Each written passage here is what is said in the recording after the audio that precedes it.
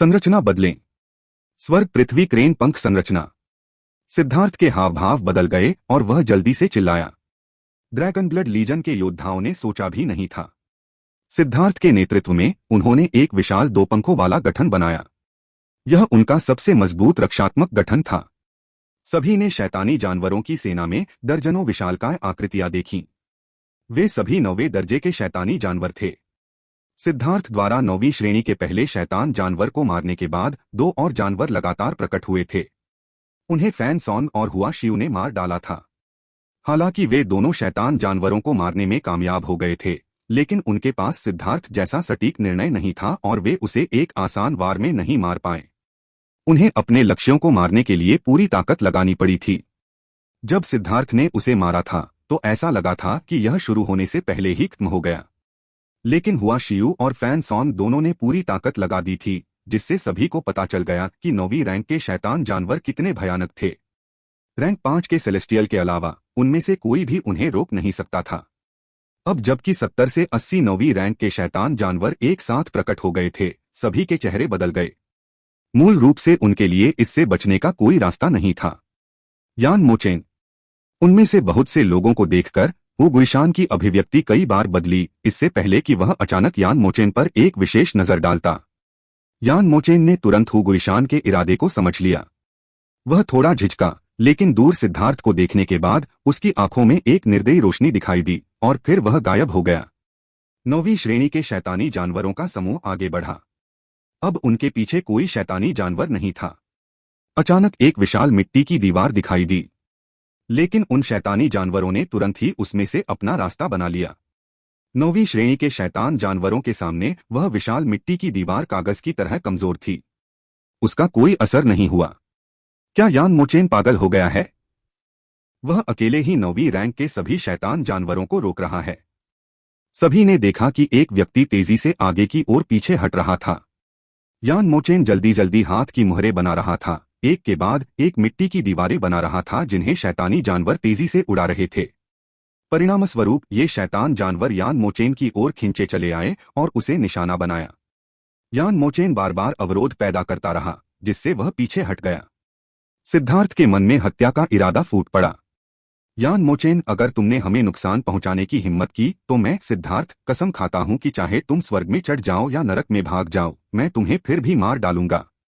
सिद्धार्थ की उग्र चीख के बाद हुआ शियू और वांग जेन के हाव भाव भी बदल गए। यान मोचेन सीधे सिद्धार्थ की ओर पीछे हट रहा था। वह स्पष्ट रूप से ड्रैगन ब्लड लीजन को खत्म करने के लिए शैतान जानवरों को अपनी ओर खींच रहा था। हे सिद्धार्थ, मैं समय बचाने में तुम्हारी मदद कर रहा हूं, लेकिन तुम मेरे साथ ऐसा व्यवहार कर रहे हो। तो ठीक है, हम अपना अपना पक्ष संभाल सकते हैं। यान मोचेन अचानक मुस्कुराया और जमीन से गायब हो गया। एक रून धरती पर बहता हुआ हेगेमॉन हॉल में वापस आ गया। यान मोचेन ने भागने के लिए धरती से बचने की तकनीक का इस्तेमाल किया था। 9वीं रैंक के शैतानी जानवर अपना लक्ष्य खो बैठे और दहाड़ने लगे। भयंकर दहाड़ के साथ वे सीधे सिद्धार्थ के चैनल की ओर बढ़े। क्योंकि वे बहुत अधिक संख्या में थे, इसलिए उनका एक हिस्सा अन्य चैनलों के माध्यम से भी बिखर गया। लेकिन ड्रैगन ब्लड लीजन मुख्य बल का सामना कर रहा था, जिसमें लगभग आधे 9वीं रैंक के शैतान जानवर उनके पास आ रहे थे। सिद्धार्थ की तरफ से 35 9वीं रैंक के शैतान जानवर उन पर हमला कर रहे थे, जबकि पड़ोसी हुआ शिव भी बदकिस्मत था। शैतान जानवरों में से 16 उसके पक्ष में चले गए थे और उसकी आंखों में बर्फीली हत्या की मंशा चमक रही थी। शेष 4 चैनलों में से वांग झेन द्वारा संरक्षित निकटतम चैनल को उनमें से 9 से निपटना पड़ा। यह अज्ञात था कि क्या ऐसा इसलिए था क्योंकि वे कीट सेना से भयभीत थे, लेकिन उन शैतान जानवरों ने अन्य चैनलों में फैलना पसंद किया। हु गुइशान, फैन सॉन्ग और क्यू शिनयान अपने चैनलों के सामने आए और 9वीं रैंक के शैतान जानवरों को मारने की पूरी कोशिश की। उनके पीछे यान मोचेन, हान युनशान, वेई चांगहाई और अन्य चोटी के विशेषज्ञों ने भी हमला किया। इन 3 गुटों ने व्यावहारिक रूप से चारों बाहरी क्षेत्रों के सभी शीर्ष विशेषज्ञों को इकट्ठा किया था। यान मोचेन, हान युनशान और वेई चांगहाई के अलावा 2 अन्य रैंक 5 सेलेस्टियल भी थे जिन्हें भर्ती किया गया था। हालांकि वे जन्मजात रैंक 5 सेलेस्टियल नहीं थे, लेकिन वे रैंक 4 सेलेस्टियल से बहुत अधिक शक्तिशाली थे। इन 3 गुटों के पास सबसे अधिक संख्या में शीर्ष विशेषज्ञ थे और वे कुल मिलाकर 30 से भी कम शैतान जानवरों का सामना कर रहे थे, जिससे उन पर सबसे कम दबाव था। गो रैन, पीछे मत हटो। अपना मारक हथियार निकालो जल्दी से, सिद्धार्थ चिल्लाया। गोरान ने अपने दांत भींचे और युद्धरथ के आकार का एक विशाल क्रॉसबो निकाला। उसका शरीर गहरे लाल रंग का था और रून से ढका हुआ था। जैसे ही वह दिखाई दिया, उसने जमीन में एक छेद कर दिया। गोरान उसे अपने आप पकड़ पाने में असमर्थ था। उसने जल्दी से एक सुनहरा भाला निकाला जिसमें एक युवा स्पिरिट पत्थर लगा हुआ था और उसे क्रॉसबो पर रख दिया। भनभनाना। गोरान ने ट्रिगर खींचा। 9वीं रैंक के शैतान जानवरों पर एक सुनहरी रोशनी उड़ी।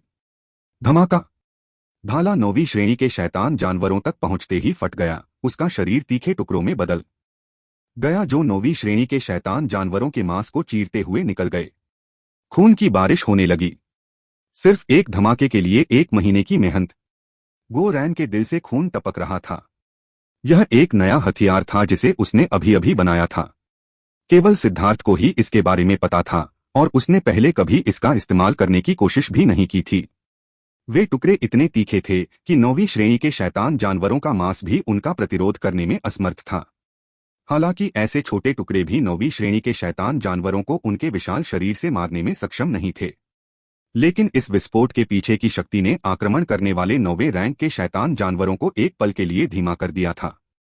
यह वही था जो सिद्धार्थ चाहता था। उग्र ज्वाला जेल। सिद्धार्थ ने हाथ की मुहरें बनाई और हवा में अनगिनत ज्वाला श्रृंखलाएं दिखाई दी जो उन सभी 9वें रैंक के शैतान जानवरों को घेरे हुए थीं। उसी समय सिद्धार्थ के चेहरे से एक पवित्र प्रकाश निकला और उसने एक शास्त्र का जाप करना शुरू किया जो स्वर्ग और पृथ्वी से गूंज उठा। ऐसा लग रहा था जैसे देवता उसके साथ जाप कर रहे हों।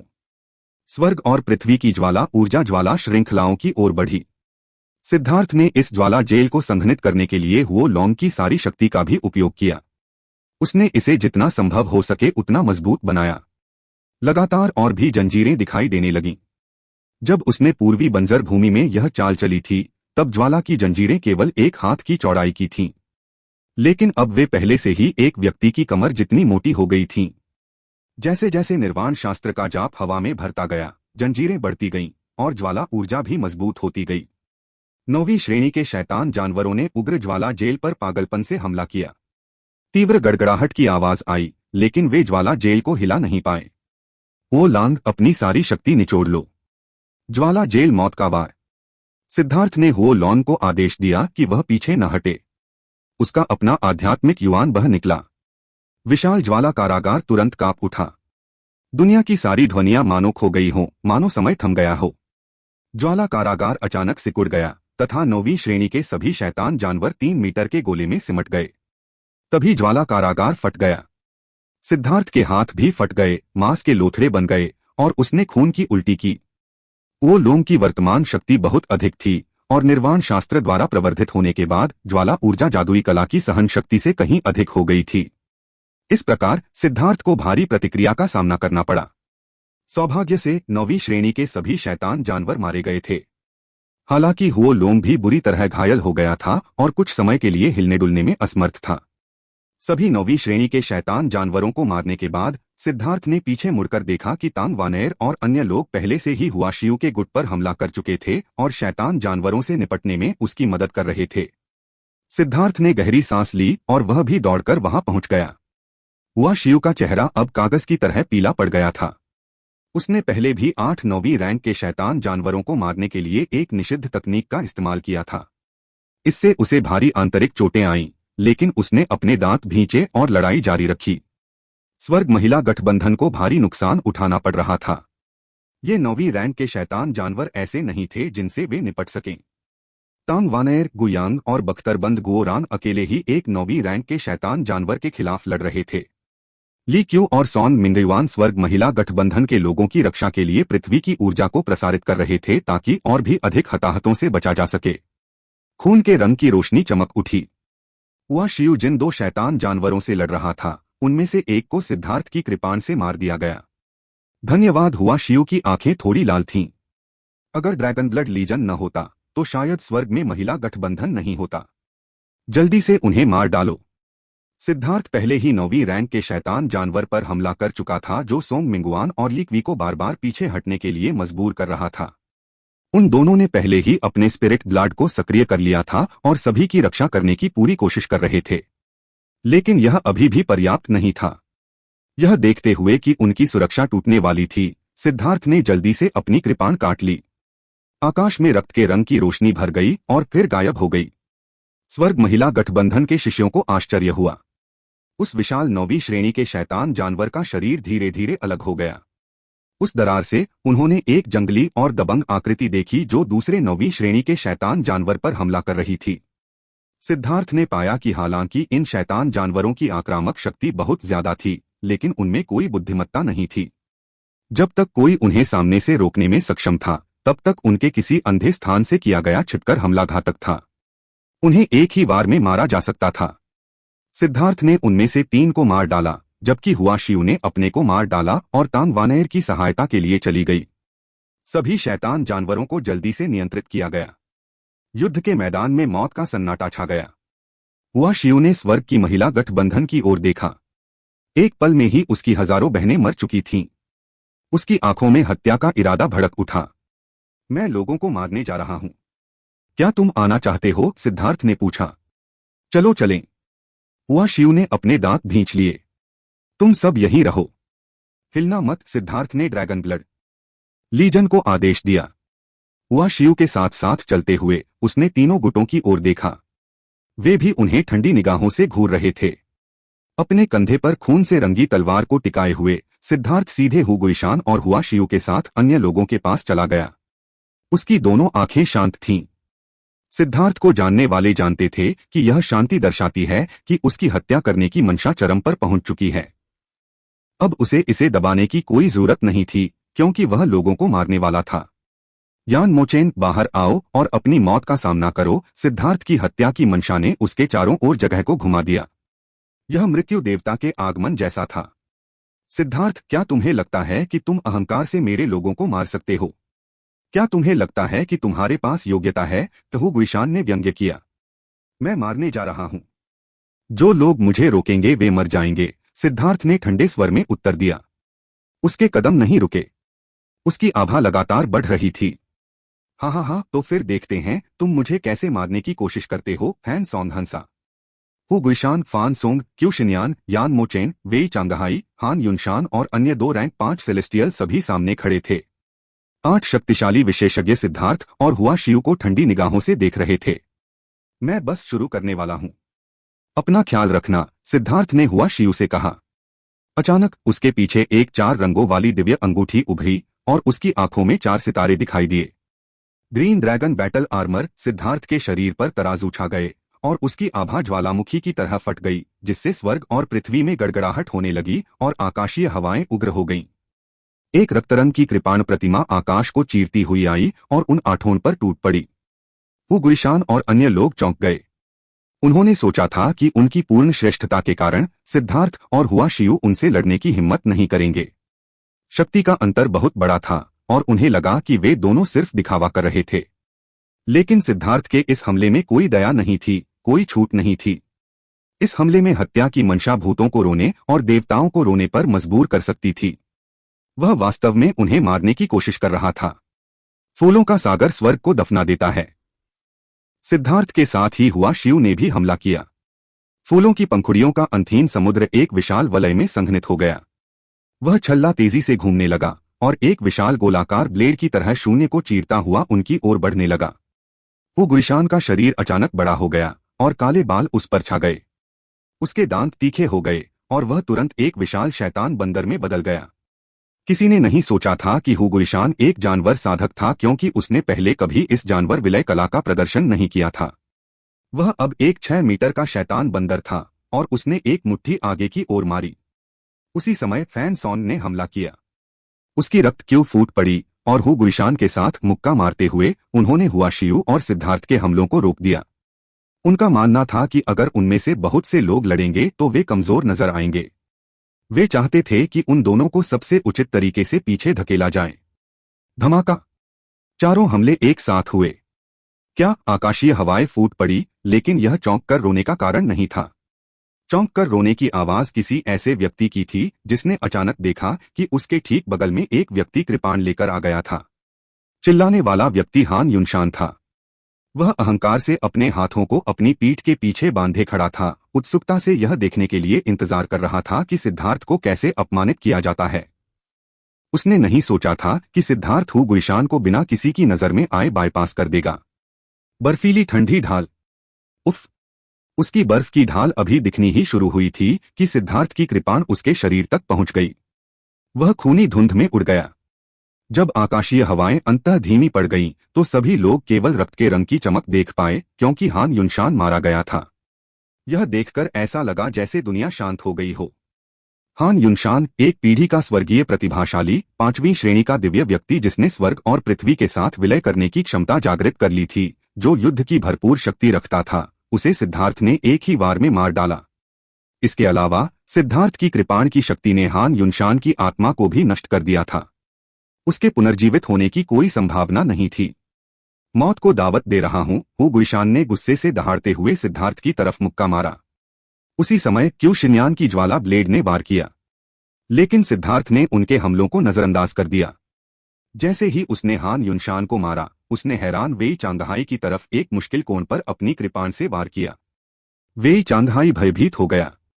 मौत की भावना ने तुरंत उसके दिल को भर दिया। उसके पास रोकने की हिम्मत भी नहीं थी।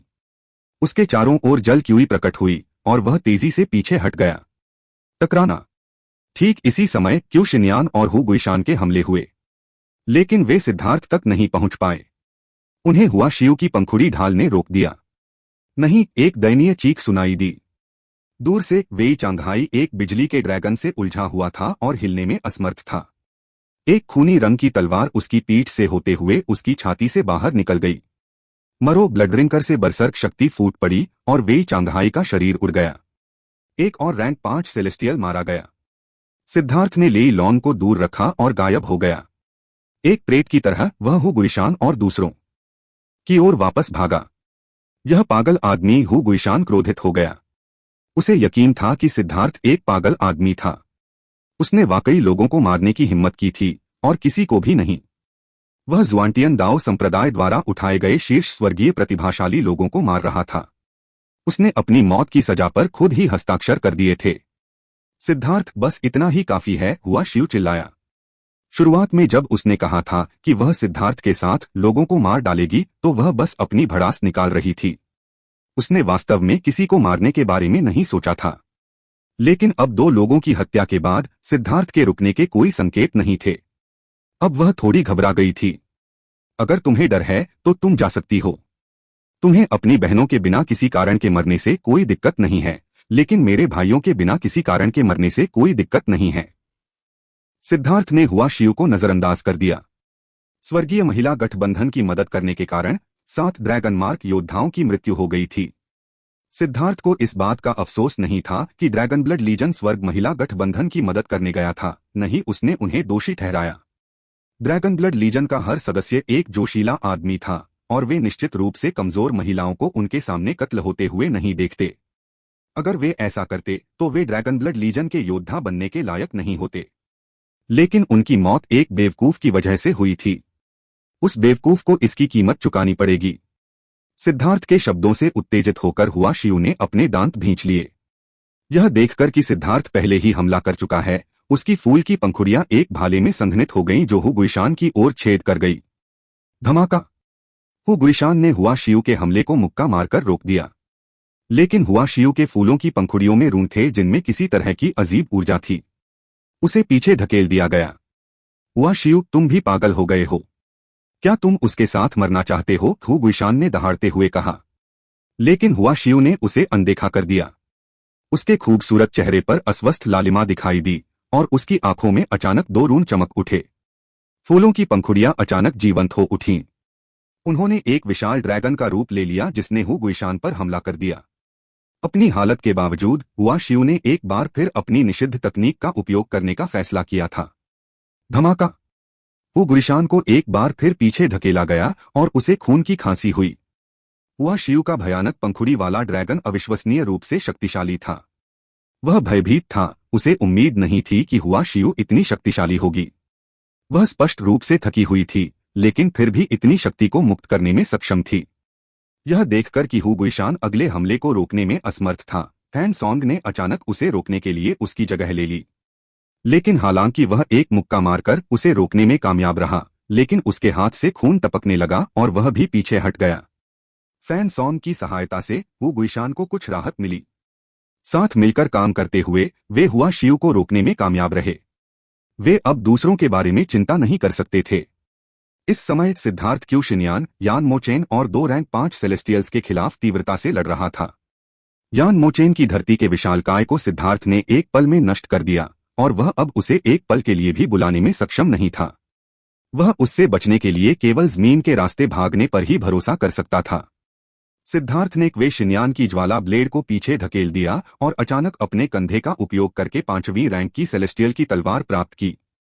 तलवार उसके कंधे में घुस गई, लेकिन जैसे ही शिष्य इस बात से आश्चर्यचकित हुआ, सिद्धार्थ की कृपाण उसके सिर में घुस गई।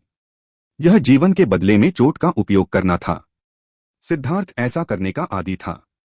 हालांकि वे 5वीं श्रेणी के सेलेस्टियल थे और हालांकि उसने रैगिंग फ्लेम जेल का पूरी शक्ति से उपयोग करके खुद को बुरी तरह घायल कर लिया था, लेकिन अपने युद्ध के अनुभव के साथ वह उन्हें आसानी से कुचल सकता था। एक और स्वर्गीय प्रतिभा को मार दिया गया, केवल क्यू जिनयान, यान मोचेन और एक और रैंक 5 दिव्य को पीछे छोड़ दिया गया। वे सभी अब भयभीत थे। जब वे इस बात पर झिझक रहे थे कि लड़ना जारी रखें या भाग जाएं, तो सिद्धार्थ ने उस झिझक का फायदा उठाते हुए ब्लड ड्रिंकर को आसमान में उठा लिया। उसने उसके एक्यूपंक्चर पॉइंट्स में 27 दिव्य रून सक्रिय कर दिए। स्प्लिट द हेवंस के पहले और दूसरे रूप की तुलना में तीसरे रूप का उपयोग करने के लिए उसके वर्तमान शक्ति स्तर पर कम समय की आवश्यकता होती है। हालांकि यह रैगिंग फ्लेम जेल जितना लंबा नहीं था, लेकिन विशेषज्ञों के खिलाफ लड़ाई में इतना कम समय घातक हो सकता है। इस तरह के उद्घाटन से व्यक्ति की मृत्यु जल्दी ही हो जाएगी। ऐसी लड़ाइयां जहां लोग शुरुआत में ही अपनी सबसे मजबूत चालें दिखा देते हैं, बिल्कुल बकवास होती हैं। उनका इस्तेमाल सिर्फ दूसरों को चकित करने के लिए किया जाता है। असली लड़ाइयों में बड़ी चालें दिखाना अक्सर मुश्किल होता है और इसके लिए सावधानीपूर्वक तैयारी की जरूरत होती है। आमतौर पर आपको या तो दूरी बनानी होती थी या अपने प्रतिद्वंद्वी को पीछे धकेलने के लिए किसी तरह की निर्दयी चाल का इस्तेमाल करना होता था। एक और विकल्प भी था, वह यह कि जब आपके प्रतिद्वंद्वी हिचकिचाहट और अनिर्णय की स्थिति में हो तो उनका फायदा उठाकर अपनी अंतिम चाल चलें। भनभनाना। एक विशाल कृपाण प्रतिमा बादलों में उड़ गई। ऐसी ऊर्जा जो स्वर्ग और पृथ्वी को नष्ट कर सकती थी, हवा में संघनित हो गई। कृपाण प्रतिमा पूरी तरह सीधी थी। इसकी शक्ति ने तारों की नदी को हिला दिया। उस क्षण क्यू शिनयान, यान मोचेन और अन्य 5वें दर्जे के दिव्य लोग कागज की तरह पीले पड़ गए। वे एक भयावह आभा से घिरे हुए थे। उस पल ऐसा लगा जैसे वे एक निर्दयी मौत के देवता का सामना कर रहे थे, जिसका दरांती धीरे धीरे उनकी ओर बढ़ रहा था। विशाल कृपाण प्रतिमा ढह गई। ऐसा लग रहा था कि यह दुनिया के हर कोने में भर गई है। चाहे आप स्वर्ग में भाग जाएं या नर्क में, आप इससे बच नहीं पाएंगे। आग की लपटों ने स्वर्ग को सील कर दिया। महान पृथ्वी संरक्षण, डार्क अंडरवर्ल्ड शील्ड। उन तीनों ने अपने आत्मिक रक्त को सक्रिय कर लिया तथा अपनी सबसे बड़ी रक्षात्मक चालों को सामने लाने के लिए आत्मविनाशकारी चालों का प्रयोग किया। उनकी सुरक्षा व्यवस्था अभी बनी ही थी कि तलवार की छवि उन तक पहुंच गई। विशाल कृपाण प्रतिमा में असीम हत्या की मंशा थी। यह हवा को चीरती हुई शून्य में गड़गड़ाहट पैदा कर रही थी। धमाका। इसने उनकी 3 सुरक्षाओं पर हमला किया। उन्होंने जो आत्मविनाशकारी तरीके अपनाए थे, वे तुरंत ही नष्ट हो गए। धरती जोर से हिली और हर दिशा में एक भयानक क्यूई लहर उठी। जमीन से पत्थरों की एक परत उतर गई। यहां तक कि दूर स्थित हुआ शिव, हु गुइशान और फैन सॉन्ग भी क्यूई तरंग से पीछे हट गए। हुआ शिव ने खून की खांसी की और दर्जनों मील दूर उड़ गया। उसने पहले ही शैतान जानवरों के खिलाफ एक निषिद्ध तकनीक का इस्तेमाल किया था। फिर उसने हु गुइशान और फैन सॉन्ग को रोकने के लिए एक बार फिर इसका इस्तेमाल किया। जैसे ही वह उस क्यूई तरंग से टकराई, उसकी आभा अचानक गिर गई। जैसे ही वह जमीन पर गिरने वाली थी, झाओ जियान उड़कर आया और उसे पकड़ लिया। क्यूई लहर ने पूरे युद्ध क्षेत्र में तबाही मचा दी। जब धूल जम गई तो लोगों ने सिद्धार्थ के सामने एक बड़ा छेद देखा। छेद में 2 लोग लेटे हुए थे जो सांस लेने के लिए हाँफ रहे थे। वे दोनों क्वे शिनयान और यान मोचेन थे। वे दोनों गड्ढे में पड़े थे, लगातार खून खांस रहे थे, उनकी सारी हड्डियां टूट गई थीं। क्वे शिनयान का सिर भी धंस गया था, जिससे उसकी वर्तमान स्थिति भयावह लग रही थी। जहां तक दूसरे रैंक 5 सेलेस्टियल का सवाल है, वह पहले ही गायब हो चुका था। हमले में वह टुकड़े टुकड़े हो गया था। सिद्धार्थ ने अपनी कृपाण जमीन पर घोंपी और सांस लेने के लिए हांफने लगा। यह उसका वर्तमान सबसे शक्तिशाली कृपाण हमला था, लेकिन इसका उपयोग करना भी थका देने वाला था। 27 दिव्य रूनों को सक्रिय करने के लिए उसके आध्यात्मिक युवान का अधिकांश हिस्सा तुरंत खत्म हो गया। लेकिन सबसे बुरी बात यह थी कि इसने उग्र ज्वाला जेल की सीमाओं को तोड़ने से उसकी पिछली चोट को भड़का दिया था। उस शक्ति से उसे और हुओ लोंग दोनों को भारी नुकसान उठाना पड़ा था। अभी आदिम अराजकता के स्थान में पेड़ों में अब इतनी जीवन ऊर्जा नहीं थी कि वे उसकी बहुत मदद कर सकें। सबसे अच्छी बात यह थी कि वे केवल उसकी कुछ चोटों को दबा सकते थे, लेकिन वे अब चोटों को तुरंत ठीक करने में असमर्थ थे। इतना आध्यात्मिक युवान खर्च करने के बाद अब उसके पास उन चोटों को दबाने की शक्ति नहीं थी। उसे लगा जैसे उसका शरीर टूटने वाला है। ऊपर से देखने पर ऐसा लग रहा था कि वह सांस लेने के लिए हांफ रहा है, लेकिन असल में उसके शरीर में दरारें पड़ गई थीं। ये बहुत गंभीर चोटें थीं। लेकिन सिद्धार्थ ने अपनी कृपाण उठाई और धीरे धीरे उन दोनों की ओर चला। वे दोनों डर से भर गए थे। उन्हें साफ साफ महसूस हो रहा था कि मौत उन पर टूट रही है। वे कुछ कहना चाहते थे, लेकिन जैसे ही उन्होंने मुंह खोला, उन्हें खून की खांसी होने लगी। जैसे ही सिद्धार्थ उसके करीब पहुंचा, एक ज्वाला तीर उसकी ओर बढ़ा। यह हमला कहीं से भी हुआ और इससे पहले कि कोई प्रतिक्रिया कर पाता, यह उसके सीने तक जा पहुंचा। क्यू शिन्यान लगातार खून की खांसी कर रहा था, लेकिन उसके चेहरे पर एक भयावह मुस्कान थी। यही उसकी अर्थ फ्लेम का तुरुप का पत्ता था। इतनी नजदीकी से सिद्धार्थ के लिए बचने का कोई रास्ता नहीं था। इस अचानक हमले से सभी लोग चौंककर चीख उठे।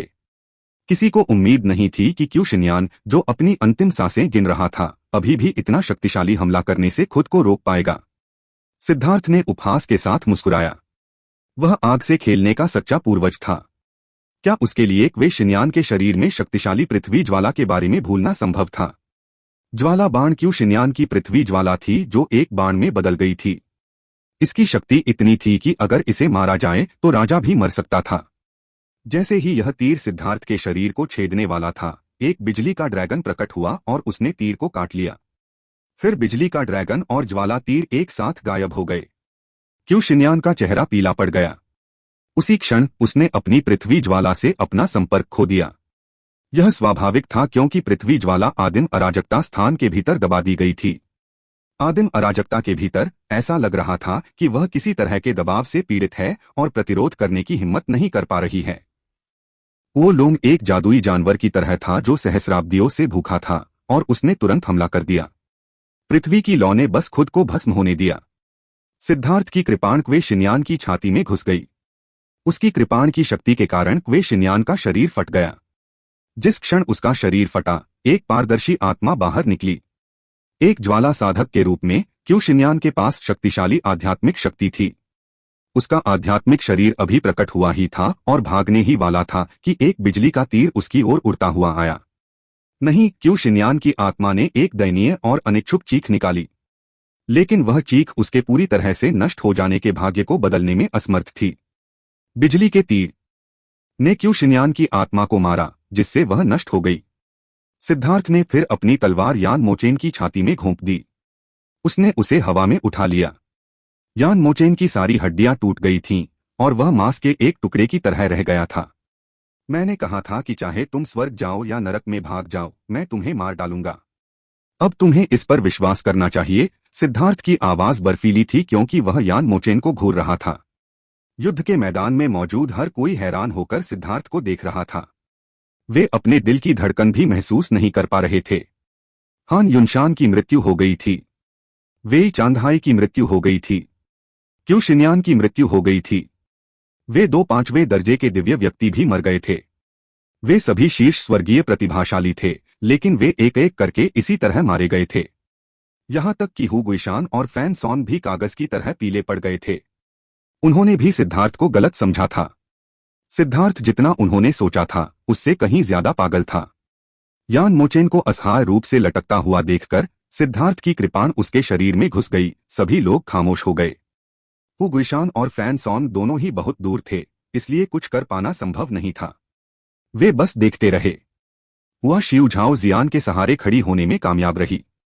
वह दूर खड़ी उस आकृति को घूरने लगी। जंगली, दबंग, एक शैतान जिसे रोका नहीं जा सकता था। ऐसा लगता था जैसे स्वर्ग और पृथ्वी के बीच वह ही एकमात्र चीज थी जिसका अस्तित्व था। सिद्धार्थ, आगे बढ़ो और मुझे मार डालो, किसी भी हालत में। तुम भी मर जाओगे। हाँ हाँ हाँ। खांसी। यान मोचेन को पहले से ही पता था कि आज उसकी मौत निश्चित है। उसने सिद्धार्थ को देखकर भयावह रूप से मुस्कुराया। दुर्भाग्य से तुम वह दिन कभी नहीं देख पाओगे। मैं तुम्हें अभी तुम्हारे रास्ते पर भेज रहा हूं, सिद्धार्थ ने ठंडे स्वर में कहा। रुको। ठीक इसी समय 5 आकृतियां दौड़ती हुई आईं। उन 5 ने वरिष्ठ पीढ़ी के वस्त्र पहने हुए थे। उनका नेतृत्व करने वाला एक सुंदर और ठंडा आदमी था। कितना बेशर्म सिद्धार्थ! तुमने एक ही संप्रदाय के लोगों को मारने की हिम्मत की। तुम्हारे अपराधों के लिए तुम्हें पहले ही मौत की सजा मिल चुकी है, इसलिए जल्दी करो और उसे रिहा करो, उसने चिल्लाया। उस आदमी को देखकर हु गुइशान और फैन सॉन्ग मुस्कुराए। यहां तक कि यान मोचेन, जिसने उसकी मौत को स्वीकार कर लिया था, उसकी आंखें चमक उठीं। हे सिद्धार्थ, तुम मुझे नहीं मार सकते। वरिष्ठ प्रशिक्षु भाई जियान्यान यहाँ है। एक बार जब तुम मुझे मार दोगे तो वह तुम्हें चींटी की तरह कुचल देगा। यह अज्ञात था कि यह उसकी उत्तेजना के कारण था या नहीं, लेकिन यान मोचेन में अचानक जीवन की लहर दौड़ गई। मृत्युदंड, उसे रिहा करो। अहंकारी मूर्खों का एक और समूह जो दूसरों को नीची नजर से देखता है। तुम निश्चित रूप से कानून प्रवर्तन हॉल से संबंधित हो। कितना हास्यास्पद है, अगर मैं पहले से ही मृत्युदंड का हकदार हूं तो मैं उसे क्यों रिहा करूंगा? क्या तुम्हारे दिमाग में सिर्फ बकवास ही है? सिद्धार्थ ने व्यंग्य किया। आध्यात्मिक युवान उसकी तलवार में भर गया। जब तक वह चाहे वह यान मोचेन को मार सकता है और कोई भी उसे रोक नहीं पाएगा। उस ठंडे आदमी ने अपनी आंखें सिकोड़ लीं और उसके भीतर हत्या के इरादे का एक संकेत दिखाई दिया। यह उसका पहली बार सामना हुआ था जब किसी ने उससे इस तरह बात करने की हिम्मत की थी, और यह सिर्फ एक समुद्री विस्तार शिष्य था। वास्तव में वह पिछली पीढ़ी के शीर्ष स्वर्गीय प्रतिभाशाली लोगों में से एक था। वह फाउंडेशन फोर्जिंग के शिखर पर था और 6ठा रैंक का सेलेस्टियल था। यहां तक कि साधारण बुजुर्ग भी उसे अपमानित करने की हिम्मत नहीं कर सकते थे। सिद्धार्थ का अनुमान बिल्कुल सही था। वह कानून प्रवर्तन हॉल से बहुत करीब से जुड़ा हुआ था। वह पहले ही उनके पक्ष में शामिल हो चुका था। जुआनतियान दाओ संप्रदाय में एक बार फाउंडेशन फोर्जिंग तक पहुंचने के बाद शिष्य स्वतंत्रतापूर्वक किसी भी विभाग में शामिल हो सकते थे। इसे एक आवेदन के समान माना जा सकता है। एक बार जब वे जेड कोर क्षेत्र में आगे बढ़ गए, दूसरे शब्दों में एक राजा के स्तर पर, वे उस विभाग के बुजुर्ग बन गए। जो लोग किसी विभाग में शामिल हो जाते थे उनका गौरव विभाग का होता था और विभाग उनका भरपूर समर्थन करता था। यह भी इसी कारण से था कि कानून प्रवर्तन हॉल ने क्यू शिन्यान पर भारी संख्या में अंक खर्च किए थे, जबकि वह बार बार अपनी पृथ्वी ज्वालाएं खो रहा था। हालांकि क्यू शिन्यान, हु गुइशान और फैन सॉन्ग अभी तक फाउंडेशन फोर्जिंग तक नहीं पहुंच पाए थे और आधिकारिक तौर पर अभी तक उनसे जुड़ नहीं पाए थे, लेकिन इससे उन्हें लॉ एनफोर्समेंट हॉल का संरक्षण प्राप्त करने से नहीं रोका जा सका। लॉ एनफोर्समेंट हॉल की शक्ति वही थी जो वे चाहते थे।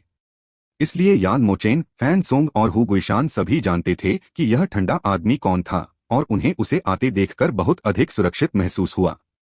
मुझे विश्वास नहीं होता कि तुम उसे मारने की हिम्मत करोगे। जैसे ही तुम उसे मारोगे मैं तुम्हें मार डालूंगा, उस बर्फीले आदमी ने कहा। जैसे ही उसने कहा, दुनिया शांत हो गई। किसी तरह की निराकार ऊर्जा ने सिद्धार्थ को जकड़ लिया। यह एक स्थानिक लॉक था जिसका इस्तेमाल तब किया जा सकता था जब कोई व्यक्ति फाउंडेशन फोर्जिंग तक पहुंच जाता था। महान शक्ति के माध्यम से उसने अंतरिक्ष को संकुचित कर दिया था, जिससे सिद्धार्थ पर बहुत दबाव पड़ रहा था। ऐसी स्थिति में खेती का कमजोर आधार रखने वाला व्यक्ति हिल भी नहीं पाएगा। वे उस चींटी से अलग नहीं होंगे जिसका जीवन फाउंडेशन फोर्जिंग विशेषज्ञ के हाथों में है। यह समुद्री विस्तार क्षेत्र और फाउंडेशन फोर्जिंग क्षेत्र के बीच का अंतर था। इस तरह के स्थानिक लॉक के तहत सिद्धार्थ की हर हरकत को ठंडे आदमी ने महसूस किया। जैसे ही सिद्धार्थ ने यान मोचेन को मारने के लिए अपनी शक्ति का इस्तेमाल किया, यह पता चल गया और वह ठंडा आदमी चौतरफा हमला शुरू कर दिया। उन्होंने कहा, उसे छोड़ दो और शायद तुम जीवित रह सको। उनकी आवाज आत्मविश्वास और निर्विवाद गरिमा से भरी थी। तुम मुझे आदेश देने वाले कौन होते हो? मैं, सिद्धार्थ, कभी धमकियों के आगे नहीं झुकता। सिद्धार्थ अचानक ठंडी मुस्कान के साथ मुस्कुराया। उसके शरीर से एक बिजली का तीर निकला और यान मोचेन पर जा लगा। बिजली का तीर यान मोचेन के सिर में जा लगा। यान मोचेन की आंखें चौड़ी हो गईं। उन चौड़ी आंखों में सिर्फ अनिच्छा ही मौजूद थी। यान मोचेन की हत्या उस ठंडे वरिष्ठ शिष्य के सामने ही कर दी गई। वातावरण में तनाव चरम पर पहुंच गया। चूंकि तुम मरना चाहते हो, इसलिए मैं तुम्हारी मदद करूंगा। वरिष्ठ शिष्य ने हाथ हिलाया और उसके चारों ओर हजारों रूनिक तलवारें प्रकट हुईं, जो सिद्धार्थ की ओर बढ़ रही थीं। स्वर्ग को विभाजित करें 3। सिद्धार्थ यान मोचेन को मारने से पहले ही गुप्त रूप से अपने आध्यात्मिक युवान को प्रसारित कर रहा था। उसने सभी 27 दिव्य रूनों को सक्रिय कर दिया था। हालांकि उसके पास अपने आध्यात्मिक युवान का 1/3 से भी कम था, जिससे उसके हमले की शक्ति में तेजी से गिरावट आई। धमाका! सिद्धार्थ की तलवारें वरिष्ठ शिष्य की तलवारों के संपर्क में आने पर फट गईं और वह पीछे की ओर उड़ गया, खून की उल्टी करने लगा। उसके शरीर पर कई हल्की दरारें दिखाई दीं। बुरा नहीं है, तुम मेरे एक हमले को झेलने में सक्षम थे, लेकिन तुम फिर भी मर जाओगे। वरिष्ठ शिष्य ने एक बड़ी तलवार की प्रतिमा बुलाई।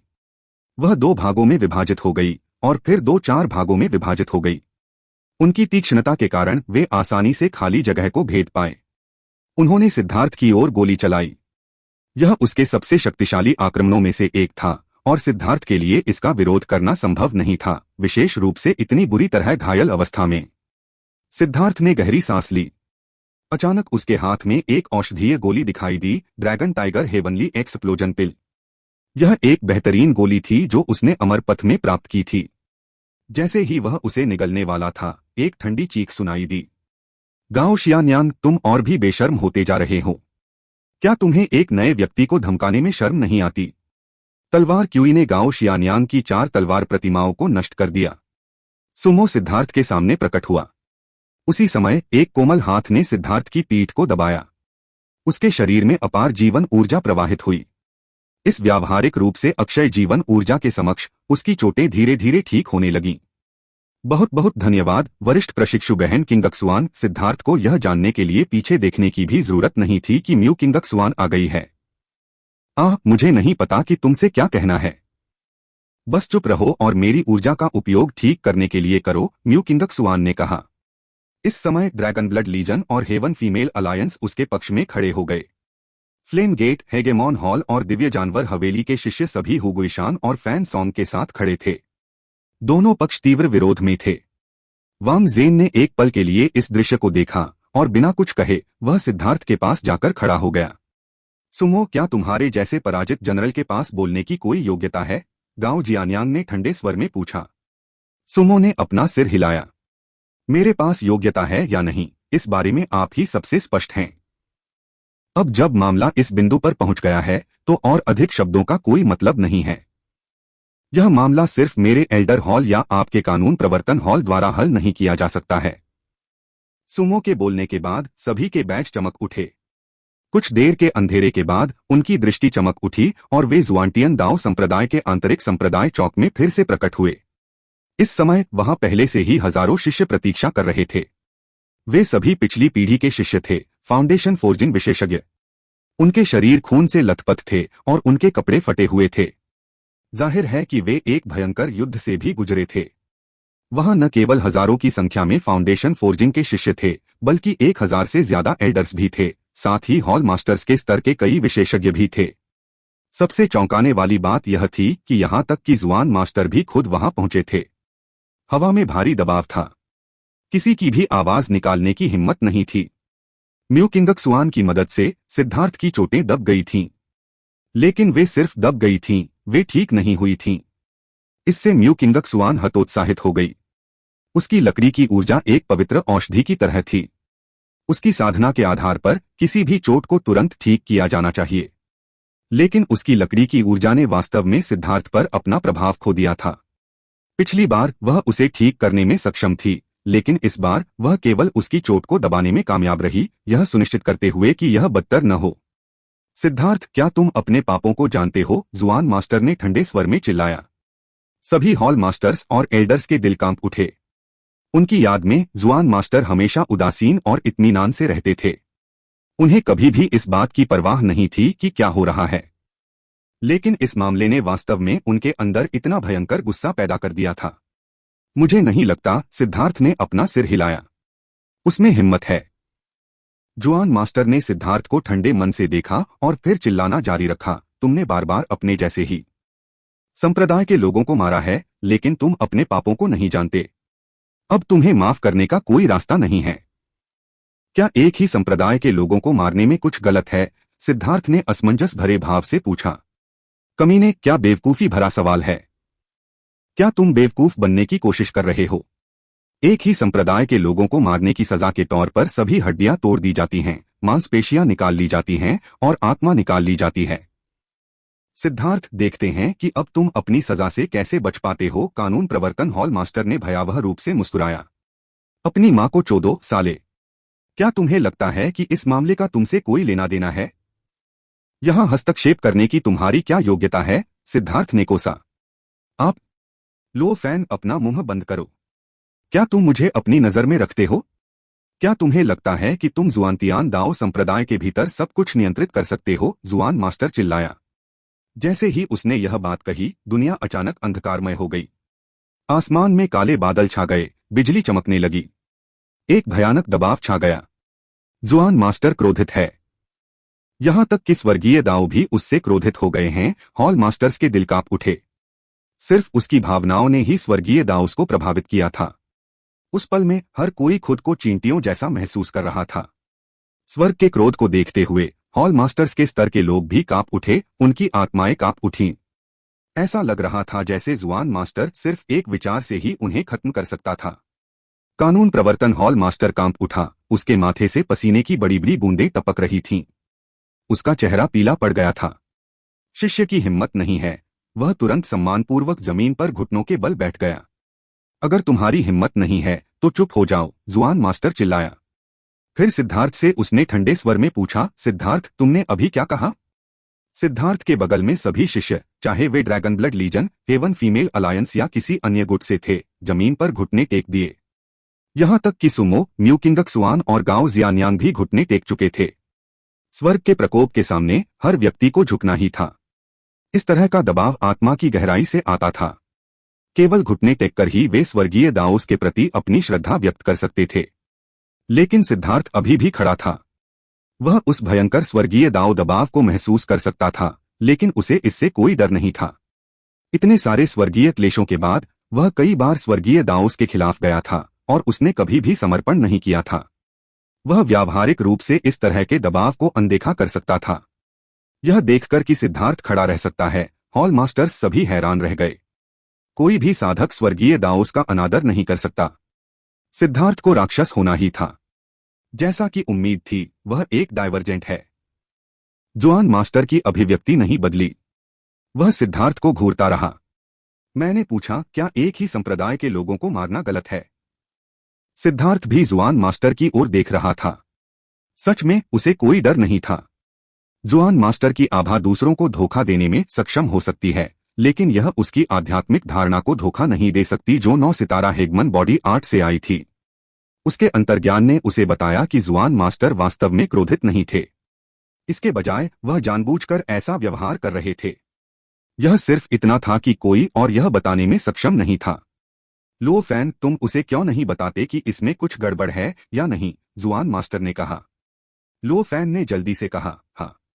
जुआनतियान दाओ संप्रदाय के 1359वें खंड के अनुसार छठा पैराग्राफ। क्या तुम बेवकूफ हो या बहरे?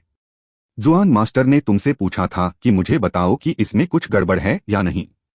बस हाँ या ना कहो, सिद्धार्थ ने बीच में टोकते हुए कहा।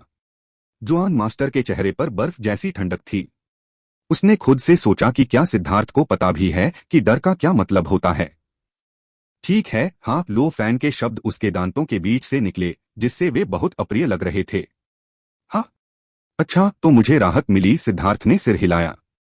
तुम किस बारे में बात कर रहे हो? जुआन मास्टर ने पूछा। यान मोचेन को किसी से निर्देश मिला था कि वह जानबूझकर 9वीं रैंक के शैतान जानवरों को मेरे ड्रैगन ब्लड लीजन में शामिल करे, और यहां तक कि स्वर्गीय महिला गठबंधन को भी इसमें फंसाया गया। मेरे हजारों भाई बहन मारे गए। चूंकि एक ही संप्रदाय के लोगों को मारना एक समस्या है, तो यान मोचेन ने बहुत गंभीर पाप किए थे। उसे मारना संप्रदाय को साफ करना और संप्रदाय को नुकसान से बचाना था। तो महान जुआन मास्टर, मुझे नहीं पता कि मेरे पाप क्या हैं, सिद्धार्थ ने कहा। क्या बकवास है, तुमने यान मोचेन को सिर्फ नहीं मारा। उन मासूम स्वर्गीय प्रतिभाओं का क्या हुआ? लो फैन ने पूछा। निर्दोष कानून प्रवर्तन हॉल के मास्टर के रूप में क्या आप दिमाग विकसित कर सकते हैं? मैं संप्रदाय को साफ कर रहा था, लेकिन वे एक हत्यारे की रक्षा कर रहे थे। वे कैसे निर्दोष हैं? सिद्धार्थ ने व्यंग्य किया। तो ऐसा कुछ हुआ। यान मोचेन को ऐसा करने के लिए किसने कहा? जुआन मास्टर की नजर शिष्यों पर पड़ी। वो गुरिशान और फैन सॉन दोनों कांप उठे। जमीन पर घुटने टेकने के बावजूद वे जुआन मास्टर की ओर देखने की हिम्मत नहीं कर पाए। उन्हें लगा जैसे उनके बारे में सब कुछ उजागर हो गया है। जुआन मास्टर को रिपोर्ट करते हुए किसी ने भी उन्हें कुछ नहीं बताया। यान मोचेन ने सिद्धार्थ के साथ अपनी व्यक्तिगत दुश्मनी के कारण ऐसा किया। इसका हमसे कोई लेना देना नहीं है, हो गुइशान ने कहा। यान मोचेन की हरकतें बहुत स्पष्ट थीं और ऐसा कोई तरीका नहीं था जिससे लोग उसके इरादों को गलत समझ सकें। अब जब वह मर चुका है तो सबसे समझदारी भरा काम यही होगा कि सारा दोष उस पर मढ़ दिया जाए। शुरू में हु गुइशान ने नहीं सोचा था कि यह मामला इतना बड़ा हो जाएगा। कानून प्रवर्तन हॉल ने केवल इतना कहा था कि जब तक उसके पास मौका है उसे सिद्धार्थ को मार देना चाहिए। लेकिन अब यह मामला इतना बढ़ गया था कि कानून प्रवर्तन हॉल भी इसे संभाल नहीं पा रहा था। हु गुइशान अब डर गया था। अब वह सिद्धार्थ को फांसी दिए जाने की उम्मीद भी नहीं कर सकता था। वह बस यही उम्मीद कर सकता था कि उसे फंसाया न जाए। आखिर 6 शीर्ष स्वर्गीय प्रतिभाशाली लोगों की हत्या कर दी गई थी। अगर वह लापरवाह होता तो उसकी जान भी जा सकती थी। लेकिन ऐसा कहकर वह सिद्धार्थ के लिए गवाही दे रहा था कि यान मोचेन ने जानबूझकर अपने संप्रदाय को नुकसान पहुंचाया था, जिससे सिद्धार्थ के पाप कम हो गए। हालांकि अब उसके अलावा कोई रास्ता नहीं था। अपनी जान बचाना ज्यादा जरूरी था। लुओ फैन की अभिव्यक्ति थोड़ी बदसूरत थी, लेकिन उसके पास इसे संभालने का कोई तरीका भी नहीं था। अगर कोई जांच होती तो यह परेशानी का सबब बन जाती। वास्तव में सारा दोष एक मृत भूत पर डालना सबसे अच्छा था। लेकिन इस मामले के लिए सिद्धार्थ को मारना अब असंभव होता जा रहा था। तो फिर चलो इस मामले को अभी के लिए एक तरफ रख देते हैं। मैं पूछता हूं, यह कैसे हो सकता है कि 9वीं रैंक के शैतान जानवर नए शिष्यों के युद्ध के मैदान में दिखाई देंगे और एक साथ 70 से भी ज्यादा जुआन मास्टर की नजर तुरंत ब्लेड की तरह तेज हो गई। जब जुआन मास्टर ने यह कहा तो कुछ लोगों के चेहरे के भाव बदल गए। खास तौर पर गांव जियान्यांग के बगल में बैठे एक शिष्य के चेहरे का रंग कागज की तरह पीला पड़ गया और वह कांपने लगा। सच्चाई यह थी कि वह उस चैनल के रक्षकों में से एक था जो उस जगह तक जाता था जहां सिद्धार्थ और दूसरे नए शिष्य पहरा दे रहे थे। वह 9वीं रैंक के शैतान जानवरों के खिलाफ कुछ शक्तिशाली फाउंडेशन फोर्जिंग विशेषज्ञों का नेतृत्व कर रहा था। उन्होंने 9वीं रैंक से नीचे के शैतान जानवरों को धीरे धीरे चैनल के जरिए छोड़ा था। इस तरह लोग अपने स्तर के लिए सबसे उपयुक्त शैतान जानवरों से लड़ेंगे और यह उन सभी को मारने का सबसे प्रभावी तरीका था। लेकिन जब वे 9वीं श्रेणी के शैतान जानवरों को मार रहे थे तो वे धीरे धीरे नए शिष्यों के लिए चैनल की देखभाल करना भूल गए थे। वे 9वीं रैंक के शैतान जानवरों को मारने पर ध्यान केंद्रित कर रहे थे। आखिरकार यह अमीर बनने का भी एक मौका था। बाद में बहुत सारे 9वीं रैंक के शैतान जानवर दिखाई दिए और उन्हें पीछे हटने पर मजबूर होना पड़ा। लेकिन जब उनमें से एक ने अचानक 9वीं रैंक के शैतान जानवरों की एक लहर को नए शिष्यों की ओर जाने वाले साइड चैनल से नीचे आते देखा तो उसकी आत्मा लगभग डर के मारे भाग गई थी। उसने जल्दी से गांव शियान्यांग को सचेत किया और उससे पूछा कि क्या करना है। इतनी बड़ी गलती की सजा मौत थी। गांव शियान्यांग ने तुरंत ही कुछ विशेषज्ञों को बुलाया ताकि वे वहां मौजूद शैतान जानवरों को मार सकें। वह तुरंत ही लोगों के एक समूह का नेतृत्व करते हुए उन जानवरों का पीछा करने निकल पड़ा जो आगे निकल गए थे। नतीजतन वह ठीक समय पर वहां पहुंच गया और उसने देखा कि सिद्धार्थ ने यान मोचेन को मार डाला। अब जब उससे इस बारे में पूछा गया तो वह शिष्य पीला पड़ गया। यह शिष्य की लापरवाही थी। लो फैन, यह आपके कानून प्रवर्तन हॉल के शिष्यों में से एक है। आपको पता होना चाहिए कि उसे कैसे संभालना है, जुआन मास्टर ने ठंडे स्वर में कहा।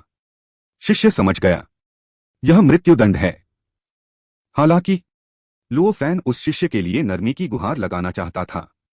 आखिरकार वह 6ठे दर्जे का दिव्य व्यक्ति था। कोई बहाना नहीं है। उसने अंकों के लिए दूसरों की जिंदगी को नजरअंदाज किया। मैं 3 दिनों के अंदर नतीजे देखना चाहता हूं।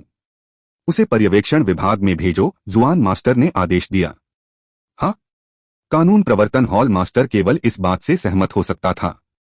उस शिष्य को 2 अन्य लोगों द्वारा ले जाया गया था। स्पष्ट रूप से केवल एक चीज जो उसका इंतजार कर रही थी वह थी मृत्यु। यह सजा वाकई थोड़ी भारी थी। आखिरकार वह छठी रैंक का फाउंडेशन फोर्जिंग सेलेस्टियल था। हालांकि उसकी गलती के कारण लगभग सभी नए शिष्य मारे गए थे। यह निश्चित रूप से अक्षमय था। लो फैन, वह आपके कानून प्रवर्तन हॉल का शिष्य था। आप सम्मान और अपमान दोनों को साझा करते हैं। गुरु के रूप में आप भी दोषी हैं। आज से आपको आधे पद से घटाकर वाइस हॉल मास्टर बना दिया गया है। कानून प्रवर्तन हॉल के निर्णय तीनों वाइस हॉल मास्टर्स द्वारा संयुक्त रूप से लिए जाने होंगे।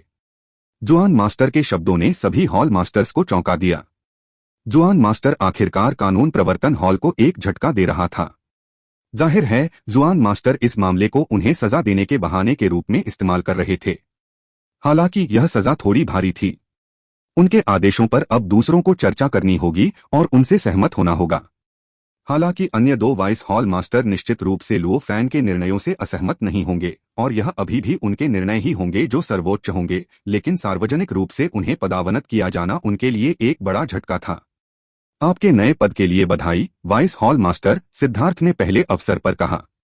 वैसे भी वे पहले से ही प्राणघातक दुश्मन थे और उसके लिए उनसे पीछे हटने का कोई कारण नहीं था। तुम मुझे मारना चाहते हो? ठीक है, भले ही मैं तुम्हें मार न सकूं, मैं तुम्हें गुस्सा दिलाकर मार सकता हूं। कानून प्रवर्तन हॉल मास्टर, नहीं, कानून प्रवर्तन वाइस हॉल मास्टर। लो फैन इतना क्रोधित था कि उसका चेहरा काला पड़ गया और उसके दांत भींचने से चरमराने लगे। उसे एक ही हथेली से सिद्धार्थ को कुचलने की इच्छा हो रही थी। वह क्रोधित हो गया। यह सजा बहुत कठोर थी। भले ही कानून प्रवर्तन हॉल में कुछ दोष था, जुआन मास्टर को उसे इतनी भारी सजा देने की जरूरत नहीं थी। उसे सभी बुजुर्गों और शिष्यों के सामने सार्वजनिक रूप से पदावनत करने की। हालांकि वह उसके प्रति यह गुस्सा नहीं दिखा सकता था। सिद्धार्थ, हालांकि तुम्हारे पास अपने कामों के लिए एक कारण था, लेकिन चीजों को संभालने का तुम्हारा तरीका बहुत कठोर और आक्रामक था। यह नहीं कहा जा सकता कि तुम पूरी तरह से सही थे। तुम्हें 10 दिनों के लिए भूत जेल में कैद किया जाना है, जुआन मास्टर ने कहा। उसने अपना हाथ हिलाया और दिव्य प्रकाश की एक किरण सिद्धार्थ पर उतरी। सिद्धार्थ गायब हो गया। यह सुनकर कि सिद्धार्थ को भूत जेल में कैद किया जा रहा है, कई बुजुर्गों के चेहरे बदल गए। वे जानते थे कि सिद्धार्थ को कष्ट होने वाला है। बाकी सभी लोग जा सकते हैं। अगर आप अपने अंक प्राप्त करना चाहते हैं तो आप एल्डर पैलेस जा सकते हैं। सिद्धार्थ को भूत जेल में भेजने के बाद जुआन मास्टर भी गायब हो गया। अंत में एल्डर हॉल मास्टर ने ही कार्यभार संभाला। लियू कैंग, बहुत खुश मत हो, लो फैन ने कहा जब सभी जा रहे थे। लियू कैंग ने कहा, मुझे नहीं पता कि आप किस बारे में बात कर रहे हैं। बेवकूफी भरी बातें करना बंद करो। मैं इस बार हार मानता हूं, लेकिन बस इंतजार करो। अभी यह कहना जल्दबाजी होगी कि अंतिम विजेता कौन होगा, लो फैन ने नाक भौं सिकोड़ते हुए कहा। लो फैन के जाते हुए चेहरे को देखते हुए ली चांगफेंग अपना सिर हिलाते हुए लियू कैंग के पास गया। मैं वास्तव में यह नहीं समझ सकता कि जुआन मास्टर ऐसे मूर्ख को कानून प्रवर्तन हॉल मास्टर बनने की अनुमति क्यों देगा। क्या यह सिर्फ इसलिए था क्योंकि उसके पूर्वज ने जुआनटियन दाओ संप्रदाय में योगदान दिया था? ऐसा मत कहो। जुआन मास्टर की बुद्धिमत्ता और योजनाएं ऐसी चीजें नहीं हैं जिन्हें हम समझ सकें, लियू कैंग ने कहा। खैर, इस बार सिद्धार्थ को कुछ कष्ट सहना पड़ेगा। वह भूत जेल अच्छी जगह नहीं है, ली चांगफेंग ने कहा। नहीं, तुम गलत हो। सिद्धार्थ के पास विपत्ति बिजली है। कौन सा भूत उसके पास आने की हिम्मत करेगा? लियू कैंग ने अपना सिर हिलाया। यह सही है। फिर जुआन मास्टर, मैंने पहले ही कहा है कि वह ऐसा अस्तित्व नहीं है जिसे हम जैसे लोग समझ सकें। जाओ और कुछ लोगों को काम पर लगाओ। एल्डर पैलेस में अपने कंगन के बदले पॉइंट लेने वाले लोगों की संख्या हमें व्यस्त रखेगी। यह कहने के बाद वे दोनों भी चले गए। सिद्धार्थ की दृष्टि अंधकारमय थी। वह 300 मीटर चौड़ी एक बंद जगह में दिखाई दिया था, जहां कोई आवाज नहीं थी, कोई हवा नहीं थी, कुछ भी नहीं था। वहां केवल सन्नाटा था, मौत जैसा सन्नाटा। जी जी जी जी। अचानक भयावह हंसी गूंज उठी और जेल की दीवारें चमक उठीं। अजीब अजीब तस्वीरें सामने आईं। वे राक्षस थे जिनके पंख चमगादड़ जैसे थे और सिर मानव जैसे थे। वे दीवारों पर आगे पीछे उड़ते थे। हालांकि उनके सिर इंसानों जैसे थे, लेकिन उनकी आंखें धंसी हुई थीं और उनके मुंह से 2 नुकीले दांत निकले हुए थे। उनके मुंह इतने चौड़े थे कि वे लगभग उनके कानों तक पहुंचते थे। उस भयावह हंसी के बाद वे राक्षसी जीव वास्तव में दीवारों से बाहर उड़ गए और सिद्धार्थ के करीब उड़ने लगे। वे उसके चारों ओर चक्कर लगाने लगे। उनकी हंसी किसी भी व्यक्ति के खून को ठंडा कर सकती थी। उस आवाज से ऐसा लगता था जैसे उसकी आत्मा में सुइयां चुभ रही हों। इससे व्यक्ति को इतना दर्द होता था कि वह मरने के लिए तरस जाता था। सिर्फ वही जानता होगा जिसने इसे अनुभव किया हो कि यह कितना दर्दनाक था। लेकिन इस तरह का आध्यात्मिक दर्द बिल्कुल भी बुरा नहीं था। इसके फायदे यह थे कि इसे किसी व्यक्ति की आत्मा को कुचलने जैसा माना जा सकता था, जिससे उसके लिए अशुद्धियों को बाहर निकालना आसान हो जाता था। लेकिन वह दर्द ऐसा नहीं था जिसे कोई आम व्यक्ति सह सके। आमतौर पर कोई व्यक्ति यहां एक दिन भी नहीं टिक पाता। 3 दिन की सीमा होती है। 3 दिन से ज्यादा यहां रहना व्यक्ति को पागल बना देता है। चुप रहो। सिद्धार्थ की आध्यात्मिक शक्ति अविश्वसनीय रूप से शक्तिशाली थी, लेकिन आध्यात्मिक सुरक्षा का आह्वान करने के बाद भी उनकी हंसी सुनकर उसे सिरदर्द महसूस हुआ। जी जी जी जी, तुम्हारी मां, सिद्धार्थ गुस्से में दहाड़ा और उसके शरीर से बिजली फूट पड़ी। वे विचित्र जीवन रूप तुरंत दीवारों पर वापस उड़ गए और छवियों में बदल गए। तभी सिद्धार्थ ने राहत की सांस ली। उनकी आवाजें इतनी परेशान करने वाली थीं कि वह अपने विचार भी नहीं सुन पा रहा था। उसने अमर मार्ग में भी इस तरह की अजीबोगरीब चीजों का सामना किया था। यू शियाओकियान ने कहा था कि ये किसी व्यक्ति की आत्मा के 3 भागों में विभाजित होने का परिणाम थे, जिसमें मई नामक भाग इस तरह की अवस्था में बदल जाता है। हालांकि वे अमर मार्ग में उसके सामने आए भूत प्राणियों से कहीं ज्यादा शक्तिशाली थे। लेकिन दिलचस्प बात यह थी कि उसे उनमें से किसी भी तरह की दुश्मनी का एहसास नहीं हुआ। ऐसा लग रहा था कि उन्हें इंसानों ने ही पाला है और वे किसी व्यक्ति की आत्मा को शांत करने के लिए जिम्मेदार हैं। हालांकि सिद्धार्थ इस तरह की शांत करने की विधि को बर्दाश्त नहीं कर सका। उन्हें डराकर भगाने के बाद उसने अपनी जेल की दीवारों पर नजर डालना शुरू किया। वहां सिर्फ 4 दीवारें थीं और छत और फर्श को मिलाकर कुल दीवारें 6 हो गईं। छत पर इस तरह के जीव नहीं उकेरे गए थे। इसके बजाय उस पर एक साधारण प्रतीक लिखा हुआ था। ऐसा लग रहा था जैसे बेतरतीब चापों का एक समूह एक साथ खींचा गया है। यह किसी तरह बेतरतीब और साथ ही सावधानी से खींचा गया लग रहा था। प्रत्येक चाप अलग अलग लंबाई और वक्र का था। एक साथ रखे जाने पर उन्हें पूरी तरह से अव्यवस्थित दिखना चाहिए था। हालांकि वे एक प्राकृतिक और सामंजस्यपूर्ण एहसास देते थे। यह छवि निश्चित रूप से अजीब है, सिद्धार्थ चौंक गया। इस जटिल प्रतीक ने उसे उस चित्र के बारे में सोचने पर मजबूर कर दिया जो उसे अमरपथ के प्रवेश द्वार पर मिला था। उस आरेख ने खुद को कॉपी होने से मना कर दिया था। अंत में उसने इसे रिकॉर्ड करने के लिए प्राइमल कैओस बीड का इस्तेमाल किया था। हालांकि अब भी वह नहीं जानता था कि इसका उपयोग कैसे किया जाए। बाद में उसने पूर्वी बंजर भूमि की घंटी से इसके बारे में पूछा था, लेकिन उसने केवल इतना कहा था कि यह स्वर्ग और पृथ्वी के रहस्यों से संबंधित है। उसकी साधना के आधार पर इसके बारे में न जानना ही सबसे अच्छा था। वह चित्र बहुत सरल था, लगभग सभी रूनों के पूर्वज जैसा, लेकिन उसमें किसी तरह की रहस्यमयी ऊर्जा भी समाहित थी। अब इस प्रतीक ने उसे उसी तरह की भावना दी। क्या जुआन मास्टर जानबूझकर उसकी मदद करने की कोशिश कर रहा था? सिद्धार्थ ने ध्यान से रेखाओं की जांच शुरू की, लेकिन उसे कोई सुराग नहीं मिला। ऐसा लग रहा था जैसे जलाऊ लकड़ी के टुकड़ों को एक साथ फेंक दिया गया हो। यह स्पष्ट रूप से बिना किसी नियम के पूरी तरह से यादृच्छिक था, लेकिन फिर इसे देखने पर यह अपनी अव्यवस्थित स्थिति में स्वाभाविक और परिपूर्ण लगा। अरे बाहर आओ, मैं तुमसे कुछ पूछना चाहता हूं। सिद्धार्थ ने दीवारों के अंदर भूतों को आवाज दी। सिद्धार्थ को पूरा भरोसा था कि ये भूत संभवतः जुआंटियन दाओ संप्रदाय द्वारा उठाए गए थे। उनका इस्तेमाल या तो शिष्यों को दंडित करने या उनकी आत्माओं को शांत करने के लिए किया जाता था। बहुत देर तक इंतजार करने के बाद भी दीवारों से कोई प्रतिक्रिया नहीं हुई।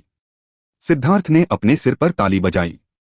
उसने एक सुनहरा सिक्का निकाला और हवा में उछाल दिया। सैकड़ों भूत अचानक दीवारों से निकलकर सोने के सिक्के की ओर दौड़ पड़े। उन्होंने वास्तव में शक्तिशाली स्थानिक गड़गड़ाहट पैदा की। लड़ो मत, लड़ो मत, मेरे पास तुम्हारे लिए और भी बहुत कुछ है। जो कोई भी मुझे बता देगा कि छत पर क्या चीज है और उसका इस्तेमाल कैसे किया जाता है, मैं उसे अपने पैसे से बहुत बहुत धन्यवाद दूंगा। सिद्धार्थ ने मुट्ठी भर सोने के सिक्के निकाले। जैसे ही वे सुनहरे सिक्के दिखाई दिए, भूतों ने सिद्धार्थ की ओर धावा बोल दिया। तैयार। वज्र शक्ति उसके शरीर के चारों ओर प्रकट हुई, जिसने उन्हें पीछे हटने पर मजबूर कर दिया। सिद्धार्थ शरारती अंदाज में हंसा। जैसा कि उम्मीद थी, पैसे से भूत भी काम कर सकते हैं। वह उनके लालच और इच्छा को महसूस कर सकता था। ठीक इसी समय उसके ऊपर लहरें बहने लगीं। वे वास्तव में आध्यात्मिक संदेश थे जो सिद्धार्थ को प्रसन्न कर रहे थे। उसने जल्दी से एक बार फिर ऊपर देखा। जुआन मास्टर एक निजी कमरे में अकेले बैठे थे और उनके सामने दीवार पर एक दृश्य था। उस दृश्य में सिद्धार्थ को दिखाया गया था जिसे भूत जेल में डाल दिया गया था। क्या आप फसल काटने लगे हैं? एक बूढ़ी आवाज ने पूछा। हाँ, मूल रूप से फसल आने में अधिक समय लगना चाहिए था, लेकिन सिद्धार्थ के आगमन ने मेरी योजना को थोड़ा बदल दिया है। जुआन मास्टर ने सिर हिलाया। क्या आप सिद्धार्थ की मदद कर रहे हैं या उसे नुकसान पहुंचा रहे हैं? आपने वास्तव में उसे पूरा जुआंटियन कैटलॉग देखने के लिए दिया था। इसे उसकी मदद या नुकसान पहुंचाना नहीं माना जा सकता। मैं उसे बस एक अवसर दे रहा हूं। आज मैंने सिद्धार्थ की वजह से कई चीजें देखी और विशेष रूप से मैंने कुछ चर देखे जो मेरे नियंत्रण में नहीं हैं। ये चर जुआंतियान दाओ संप्रदाय के लिए काफी हद तक फायदेमंद हैं, इसलिए मैंने सिद्धार्थ को संपूर्ण जुआंतियान सूची देखने की अनुमति देने के लिए इस पद्धति का उपयोग किया है। यह उस पर निर्भर करता है कि वह कुछ समझ पाता है या नहीं, जुआन मास्टर ने कहा। जुआंटियन कैटलॉग एक अमर कैनन है जिसे हमें शिष्यों को सिखाने से पहले उनके लिए एक सरल रूप में अनुवाद करना होगा। और जो लोग इसे समझ सकते हैं वे फीनिक्स पंख या गेंडा सीन की तरह दुर्लभ हैं। जहां तक सबसे मूल जुआंटियन कैटलॉग की बात है तो सिद्धार्थ की बात तो दूर, लियू कैंग और लो फैन जैसे लोग भी सिर्फ 10 दिनों में इसमें से कुछ भी नहीं देख पाएंगे, उस प्राचीन आवाज ने कहा। बेशक मुझे यह पता है, लेकिन मुझे अभी भी लगता है कि सिद्धार्थ के बारे में कुछ रहस्य हैं जो हम नहीं जानते। शायद वे रहस्य ही वे चीजें हैं जिन पर सिद्धार्थ सबसे ज्यादा भरोसा करता है। मैं उसे इस तरह परख रहा हूं। अगर वह जुआंटियन कैटलॉग से कुछ भी समझ सकता है तो शायद मैं अपनी योजना बदल दूंगा, जुआन मास्टर ने कहा। खुद ही फैसला करो। वैसे भी मैंने दाओ संप्रदाय को तुम्हारे हवाले कर दिया है। अगर तुम इतने आश्वस्त हो तो मैं पूरी तरह से सफलता पर ध्यान केंद्रित कर सकता हूं। मास्टर, इस बार आप कितने आश्वस्त महसूस कर रहे हैं? जुआन मास्टर की अभिव्यक्ति थोड़ी गंभीर हो गई। मैं अनुमान लगाता हूं कि 30%। आखिरकार नेदर पासेज में सफल होने वाले लोग अमर युग के बाद बहुत कम और दूर दूर तक विरल हैं। एक पल की हिचकिचाहट के बाद उन्होंने आगे कहा, अगर मैं असफल हो जाता हूं तो आपको बोझिल होने की जरूरत नहीं है। आप स्वतंत्र हो सकते हैं। जुआन मास्टर ने अपना सिर हिलाया। मुझे ऐसा नहीं लगता कि आपने मुझ पर कोई बोझ डाला है। मुझे बस ऐसा लगता है कि आप बहुत रूढ़िवादी थे। इस तरह से जारी रहना जुआंतियान दाओ संप्रदाय के विकास के लिए फायदेमंद नहीं है। ठीक है, चलो इन चीजों के बारे में बात नहीं करते। मैं एकांत में जा रहा हूं और जब तक मैं इससे बाहर नहीं निकलूंगा मैं बाहर नहीं आऊंगा।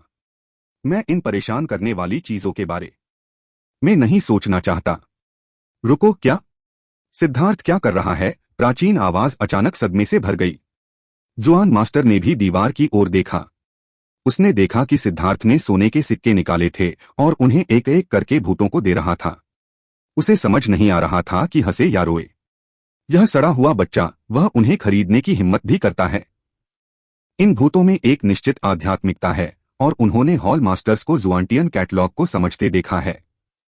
सिद्धार्थ की अभिव्यक्ति को देखते हुए उन्होंने निश्चित रूप से कुछ उपयोगी जानकारी प्राप्त की है, जुआन मास्टर ने असहाय होकर कहा। आप सभी का शुक्रिया, आप वापस जा सकते हैं। मैं इस बात को समझने जा रहा हूं। सिद्धार्थ ने भूतों को कई 100 सोने के सिक्के बांटे। वह उत्साह से भरा हुआ था, इसलिए प्रत्येक पंक्ति को आत्मा के साथ समझा जा सकता है। यह स्वर्गीय दाओस की तरह अस्पष्ट और अथाह है।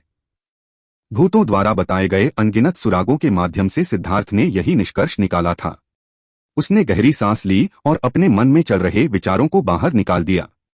पूरी तरह से ध्यान केंद्रित करते हुए उसने अपना पूरा ध्यान प्रतीक की एक रेखा पर केंद्रित कर दिया। जब उसका मन उस पंक्ति में डूब गया तो उस पंक्ति से अचानक प्रकाश की एक किरण फूट पड़ी। जुआन मास्टर की अभिव्यक्ति बदल गई। जुआंटियन कैटलॉग ऐसी चीज नहीं थी जिसे कोई भी शिष्य समझ सकता था, विशेष रूप से मूल जुआंटियन कैटलॉग नहीं। आमतौर पर शिष्यों को सबसे पहले धीरे धीरे जुआंटियन कैटलॉग के दांवपथों में से एक का अभ्यास करना होता है। एक बार जब उस दांवपथ की उनकी समझ पर्याप्त हो जाती है तो अपने शिक्षक के मार्गदर्शन में वे यह सीख जाते हैं कि जुआंटियन कैटलॉग की कौन सी पंक्ति उनके दांवपथ को संदर्भित करती है। इस प्रक्रिया में प्रतिभाशाली लोगों को भी कई साल लग जाते थे। और इस तरह से ज़ुआनटियन कैटलॉग के साथ प्रतिध्वनि बनाने में दशकों से लेकर सदियों तक का समय लग जाता था। ज़ुआनटियन दाओ संप्रदाय में हजारों बुजुर्गों में से केवल कुछ दर्जन ही ऐसे थे जो ज़ुआनटियन कैटलॉग के साथ प्रतिध्वनि बना सकते थे, और यहां तक कि उन बुजुर्गों को भी उस प्रतिध्वनि को शुरू करने में कुछ घंटों की आवश्यकता होगी। लेकिन सिद्धार्थ ने कुछ ही सांसों में पहली पंक्ति के साथ प्रतिध्वनि करने में सफलता प्राप्त कर ली थी। ज़ुआनटियन सूची में कुल 36,000 पंक्तियां थीं, जो 36,000 प्रकार की साधनाओं का उल्लेख करती थीं। इसमें हजारों कानून और दाव शामिल थे। यह व्यापक और गहन था, अमर युग का एक गुप्त सिद्धांत था। ज़ुआनटियन दाओ संप्रदाय की विरासत इसी पर आधारित थी। एक बार जब सिद्धार्थ ने एक लाइन चुनी तो उसे एक अजीब जगह का सामना करना पड़ा। यह जगह अनगिनत घूमते हुए रूनों से भरी हुई थी। उसी समय उसने अपने सामने एक दृश्य देखा। वहां एक युवती जीथर बजा रही थी और उसकी आवाज एक साफ झरने में गिरते पत्थरों की तरह थी। यह मन और आत्मा को ताजा और साफ करने वाला था। यह पंक्ति संगीत दाव है। क्या आप चाहते हैं कि मेरे जैसा मर्दाना आदमी सिथर बजाए? सिद्धार्थ उस अजीब जगह से सिर्फ एक विचार के साथ पीछे हट गया, एक बार फिर एक नई पंक्ति चुन ली। इस बार वह एक रेगिस्तान में प्रवेश कर गया। रेत हवा में उड़ रही थी, जिसने सूरज को ढक लिया। सिद्धार्थ कुछ समय के लिए खो गया, इससे पहले कि उसे एहसास हुआ कि यह पृथ्वी साधकों, रेत साधकों के बीच एक अत्यंत दुर्लभ शैली थी। रेत एक उग्र ड्रैगन की तरह थी जो आकाश की ओर दहाड़ रहा था। यह भी मेरे लिए उपयुक्त नहीं है। सिद्धार्थ ने एक बार फिर पीछे हटकर एक नई लाइन चुनी। इस बार वह उड़ती हुई बर्फ और जमीन से ऊपर उठती अनगिनत बर्फ की चट्टानों से भरी जगह में दाखिल हुआ। यह आइस डाव था जो वह नहीं चाहता था। उसने कई बार कोशिश की और हर बार वह बस कुछ सांस लेने के बाद छोड़ देता। इससे जुआन मास्टर अवाक रह गया। मास्टर, क्या आपकी कोई राय है? उसने काफी देर बाद पूछा। यह बहुत संभव है कि यह उसकी साधना तकनीक के कारण हो। यह ज़ुआनटियन कैटलॉग से भी उच्च स्तर पर हो सकता है, जिससे ज़ुआनटियन कैटलॉग अपने किसी भी दांवपत को छिपा नहीं सकता। वे दोनों चुप हो गए। यह बहुत चौंकाने वाला था। यह जानना जरूरी था कि ज़ुआनटियन कैटलॉग के दांवपत सभी चौंकाने वाले गहन थे। एक प्रतिभाशाली व्यक्ति इसके अध्ययन में जीवन भर लगा सकता है और 10वां हिस्सा भी नहीं समझ सकता। इसके अलावा प्रत्येक दांवपत के लिए एक शिष्य के पास खुद को प्रकट करने के लिए सही योग्यता होनी चाहिए। केवल बर्फ गुण वाले शिष्य ही संबंधित दांवपत खोल सकते थे। यह एक चाबी से ताला खोलने जैसा था। लेकिन अब सिद्धार्थ एक के बाद एक सभी दांवपत खोल रहा था, जिससे जुआन मास्टर और उसके गुरु दोनों हैरान हो गए। मूलतः जुआन मास्टर बस यह देखना चाहते थे कि क्या सिद्धार्थ ज़ुआनटियन कैटलॉग के साथ प्रतिध्वनि पैदा कर सकता है और अपने संबंधित दांवपत को ढूंढ सकता है। लेकिन उसने यह नहीं सोचा था कि सिद्धार्थ को ऐसी किस्मत की जरूरत नहीं थी। वह अपनी मर्जी से उन सभी से गुजर सकता था। यह बहुत चौंकाने वाला था। सिद्धार्थ कई दांवपतों से गुजरा, लेकिन उसे कोई ऐसा नहीं मिला जो उसके अनुकूल हो। या तो वह बेकार था या वह उसे विकसित करने में सक्षम नहीं था। अंत में वह गरजती हुई लपटों से भरे एक स्थान में प्रवेश कर गया। आखिरकार मुझे यह जगह मिल ही गई, सिद्धार्थ बहुत खुश हुआ। यह जगह निश्चित रूप से फ्लेन दाओ को समझने की जगह थी। हालांकि उसके पास पिलगॉड की यादें थीं, लेकिन वे बहुत अधूरी थीं। लपटों को प्रसारित करने के उसके तरीके कीमिया तकनीक तक ही सीमित थे और मूल रूप से लड़ाई के बारे में कुछ भी नहीं था। यहाँ फ्लेन दाओ उसके लिए बिल्कुल उपयुक्त था। फ्लेन दाओ पिलदाओ नहीं था। यहाँ की लपटों का इस्तेमाल युद्ध के लिए किया जाता था, ठीक वही जिसकी उसे जरूरत थी। वह तुरंत ही आग की लपटों के बीच कमल की मुद्रा में बैठ गया। वे लपटें ताओपत से बनी थीं और उससे उसे कई ऐसी बातें समझ में आ गईं जिन्हें उसने पहले अनदेखा कर दिया था। लपटों से लड़ना कीमिया के लिए लपटों का उपयोग करने से अलग था। यह शुद्ध लपटें थीं जिनमें लकड़ी की थोड़ी सी भी आध्यात्मिक ऊर्जा नहीं थी। ऐसी लपटें और भी अधिक उन्मत्त और बहुत अधिक शक्तिशाली थीं। लेकिन क्योंकि हुओ लोंग हमेशा गोलियों को परिष्कृत करने में उसकी मदद करता रहा था, इसने उसकी लकड़ी की आध्यात्मिक ऊर्जा के साथ एक प्रतिध्वनि बनाई थी। नतीजतन लड़ाई के दौरान भी यह कोई अपवाद नहीं था। अब जब उसने इस बारे में सोचा तो उसे लगा कि वह वास्तव में मूर्ख था। अगर वह उस लकड़ी की आध्यात्मिक ऊर्जा निकाल लेता तो हुओ लोंग की शक्ति युद्ध में और भी अधिक हो जाती। इस अजीब जगह में लपटें लगातार बदल रही थीं और कई तरह की लपटें भी घूम रही थीं। सिद्धार्थ ने बेतरतीब ढंग से एक को पकड़ने के लिए हाथ बढ़ाया। वह ज्वालारूण हिंसक रूप से फट गया, जिससे सिद्धार्थ पर ज्वाला के तीर निकल पड़े। सिद्धार्थ चौंक कर उछल पड़ा और जल्दी से चकमा देने लगा, लेकिन कुछ ज्वाला के तीर अभी भी उसकी ओर बढ़ रहे थे। उसने जल्दी से ब्लड ड्रिंकर को बाहर निकाल लिया। जब उसने उन ज्वाला बाणों को रोका तो उसकी बाह सुन्न हो गई। सिद्धार्थ इस ज्वाला हमले से हैरान था कि यह कितना शक्तिशाली था। ज्वाला बाणों का विस्फोट समाप्त होने के बाद वे पुनः पहले जैसे ही रून में परिवर्तित हो गए। क्या यह हो सकता है? क्या यहाँ हर रून एक ज्वाला जादुई कला है? सिद्धार्थ ने हवा में तैरते विभिन्न रूनों को बहुत प्रसन्नता से देखा। अब मुझे निश्चित रूप से सोना मिल गया है। सिद्धार्थ उस रून के सामने पहुंचा और एक बार फिर उसे पकड़ लिया। रून तुरंत फट गया, लेकिन इस बार उसने आग की लपटों के घूमने के तरीके और नियमों को महसूस किया और विस्फोट से पहले ऊर्जा कैसे जमा हुई। तो यह वही था। खून पीने वाले ने आग की लपटों की बारिश को चीर दिया। उसे आखिरकार इस जगह के रहस्यों का एहसास हो गया था।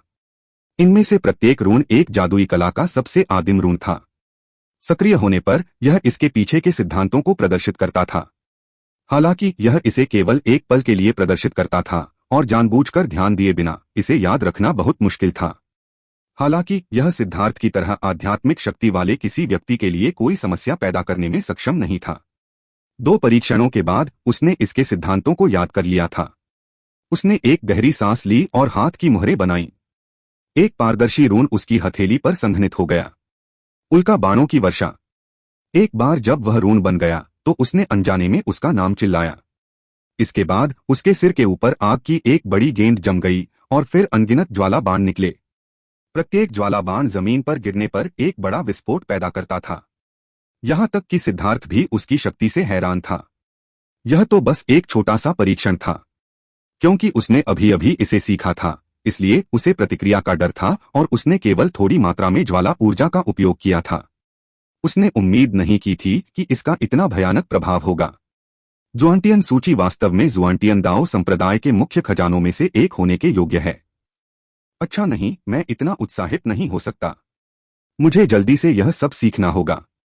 मुझे केवल 10 दिनों के लिए ही क्यों कैद किया गया? यह कम से कम 1 महीने का होना चाहिए था। सिद्धार्थ ने अपना हाथ अगले रून की ओर बढ़ाया। सिद्धार्थ ने बार बार 7 रून पकड़े और 7 अलग अलग ज्वाला जादुई कलाएं सीखीं। रक्षात्मक, आक्रामक, एकलक्ष्य वाले और बड़े क्षेत्र वाले थे। इससे सिद्धार्थ बहुत खुश हुआ। उसे पिलगॉड की यादें थीं, जिससे वह लपटों को नियंत्रित करने में माहिर हो गया था। उसके लिए ज्वाला जादुई कलाओं को विकसित करना खाना खाने जितना आसान था। इसके अलावा ये जादुई कलाएं इतनी शक्तिशाली थीं कि उन्होंने उसकी उम्मीदों को पार कर दिया। उसका कमजोर होता आत्मविश्वास एक बार फिर बढ़ गया। 9 सितारा हेगेमॉन बॉडी आर्ट की 5वीं गोली का फॉर्मूला अभी भी उसके पास नहीं आया था। इसलिए उसके पास 5वें स्टार को संघनित करने का कोई तरीका नहीं था और वह चौथे स्टार पर ही अटका हुआ था। एक बार जब वह सेंट्रल प्लेन्स में पहुंच गया तो उसने पाया कि उसके तुरुप के पत्ते पर्याप्त नहीं थे।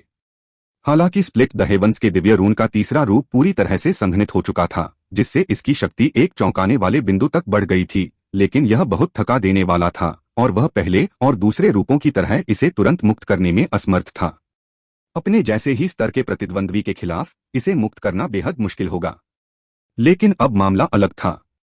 उसने कई जादुई कलाएं सीख ली थीं और वह हमला करने और बचाव करने में सक्षम था। अब उसे हमेशा आमने सामने की लड़ाई नहीं लड़नी पड़ेगी। भयंकर ज्वालाएं आकाश को निगल जाएंगी। सिद्धार्थ ने हाथ की मुहरें बनाई और उसमें से आग की लपटें निकलीं, जिससे पूरा संसार भर गया। अरे कितना बड़ा हमला क्षेत्र है और कितना सर्वोच्च घनत्व। हालांकि यह थका देने वाला भी है।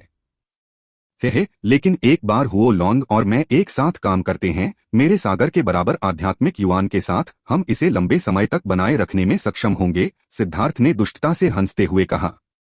वास्तव में कई जादुई कलाएं थीं जिनका नाम कुछ इस तरह था कि उग्र लपटें स्वर्ग को निगल जाती हैं। लेकिन वे जादुई कलाएं नहीं थीं जो वास्तव में स्वर्ग को निगल सकती थीं। सिद्धार्थ का अनुमान था कि अगर वह पूरी ताकत से इस पर काम करता तो ज्वाला का क्षेत्र 300 मील तक फैल जाता। उन जादुई कलाओं की तुलना में जो केवल कुछ 100 मीटर की सीमा को कवर करने में सक्षम थीं, यह वास्तव में स्वर्ग को निगलने जैसा था। इसके अलावा उसने एक रहस्य पर ध्यान दिया था। यहाँ गहरे रंग वाले रून अधिक शक्तिशाली थे। उदाहरण के लिए यह उग्र लपटें स्वर्ग को भस्म कर देती हैं, गहरे लाल रंग की थी। इसे सीखने के बाद उसने अब साधारण रूनों की परवाह नहीं की। उसने फिर से एक गहरे रून की खोज की। इस अजीब जगह का कोई अंत नहीं था, जैसे तारों वाला आकाश। जब वह इस जगह से तैरकर गुजरा तो अनगिनत रून उसके पास से उड़कर गुजरे।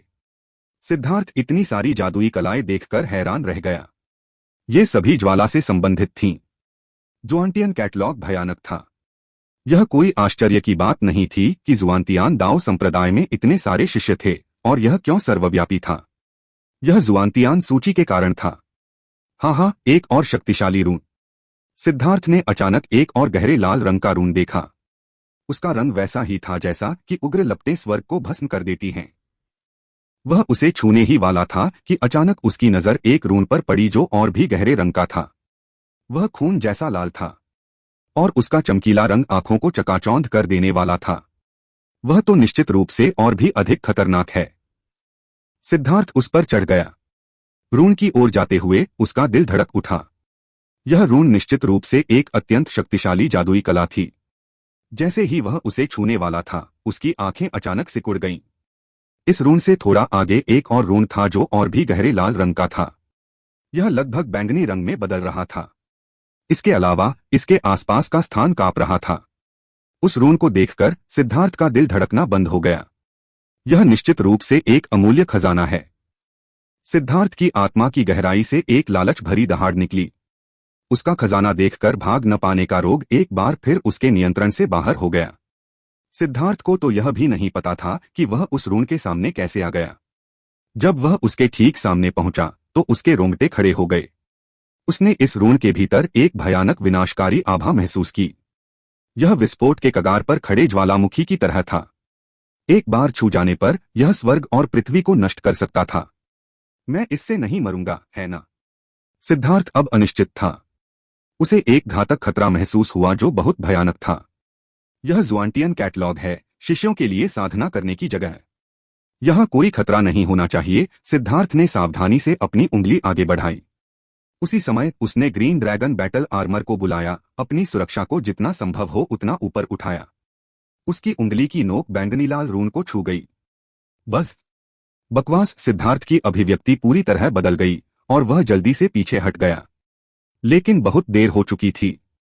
बैंगनी लाल रून एक गेंद में बदल गया जो फिर फट गया। सिद्धार्थ को इसकी शॉकवेव्स ने झकझोर दिया और उसे लगा जैसे उसका शरीर तुरंत टुकड़े टुकड़े हो जाएगा।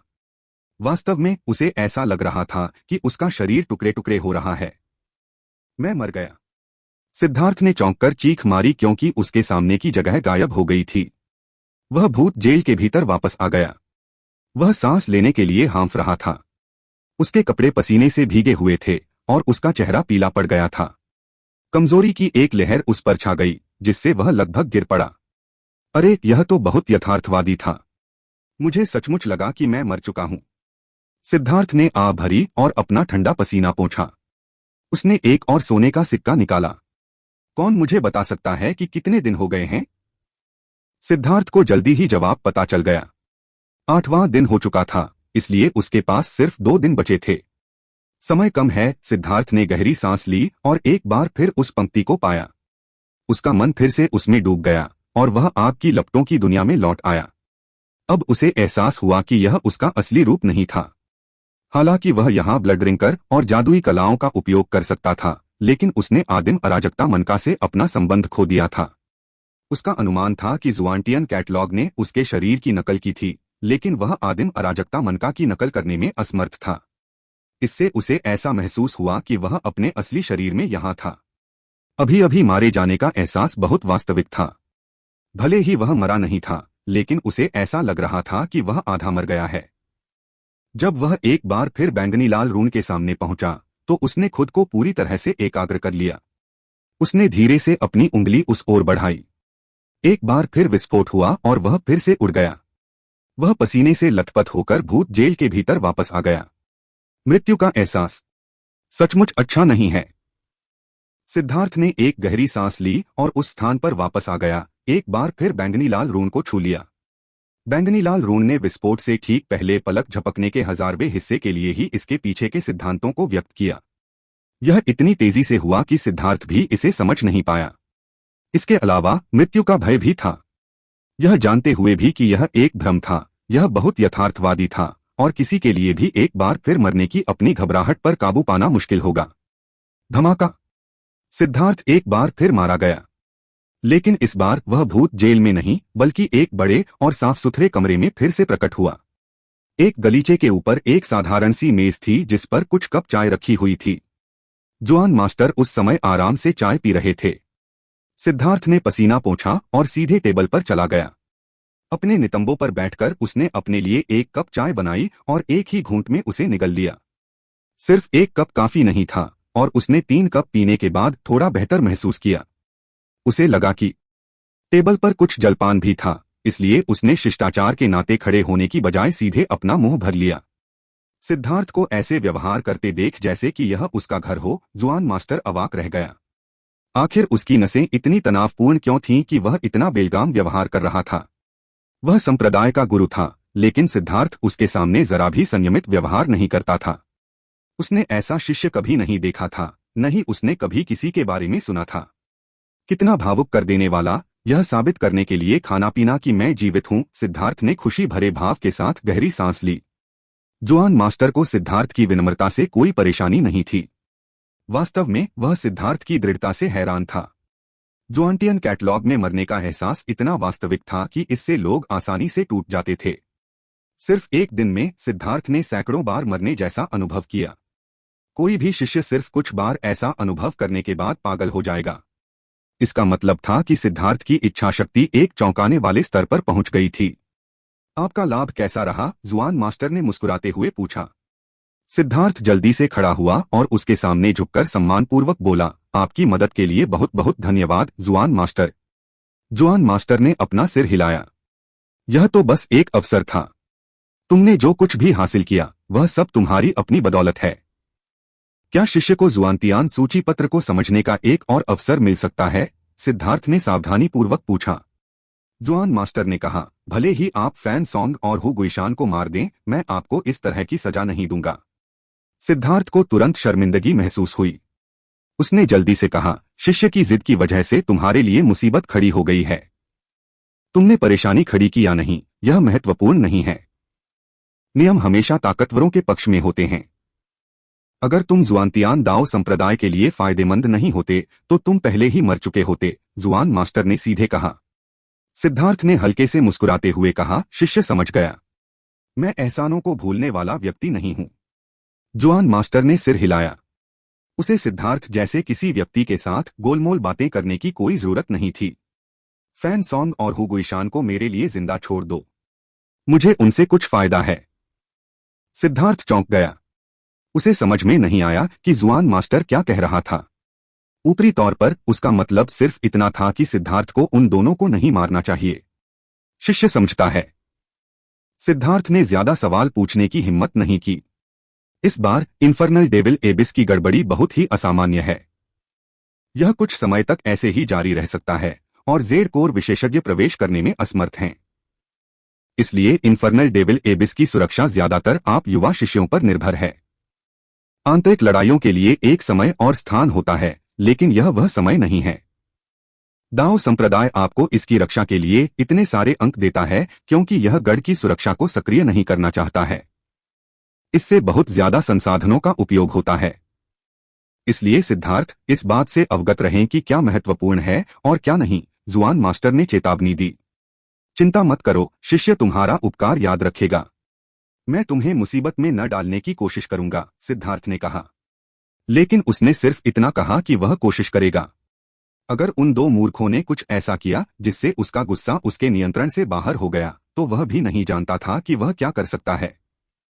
जुआन मास्टर, क्या शिष्य आपसे कुछ प्रश्न पूछ सकता है? सिद्धार्थ ने अचानक पूछा। आगे बढ़ो। ये शैतान जानवर कहां से आते रहते हैं? नरकीय शैतानी रसातल। क्या वास्तव में नरक जैसी कोई चीज है? सिद्धार्थ ने सावधानी से पूछा। कहानियों में कहा जाने वाला तथाकथित नरक सिर्फ एक नाम है। वास्तव में यह दो दुनियाओं के बीच एक स्थानिक दरार है। यह मार्शल हेवन कॉन्टिनेंट और नर्क के बीच का क्रॉसिंग जोन है।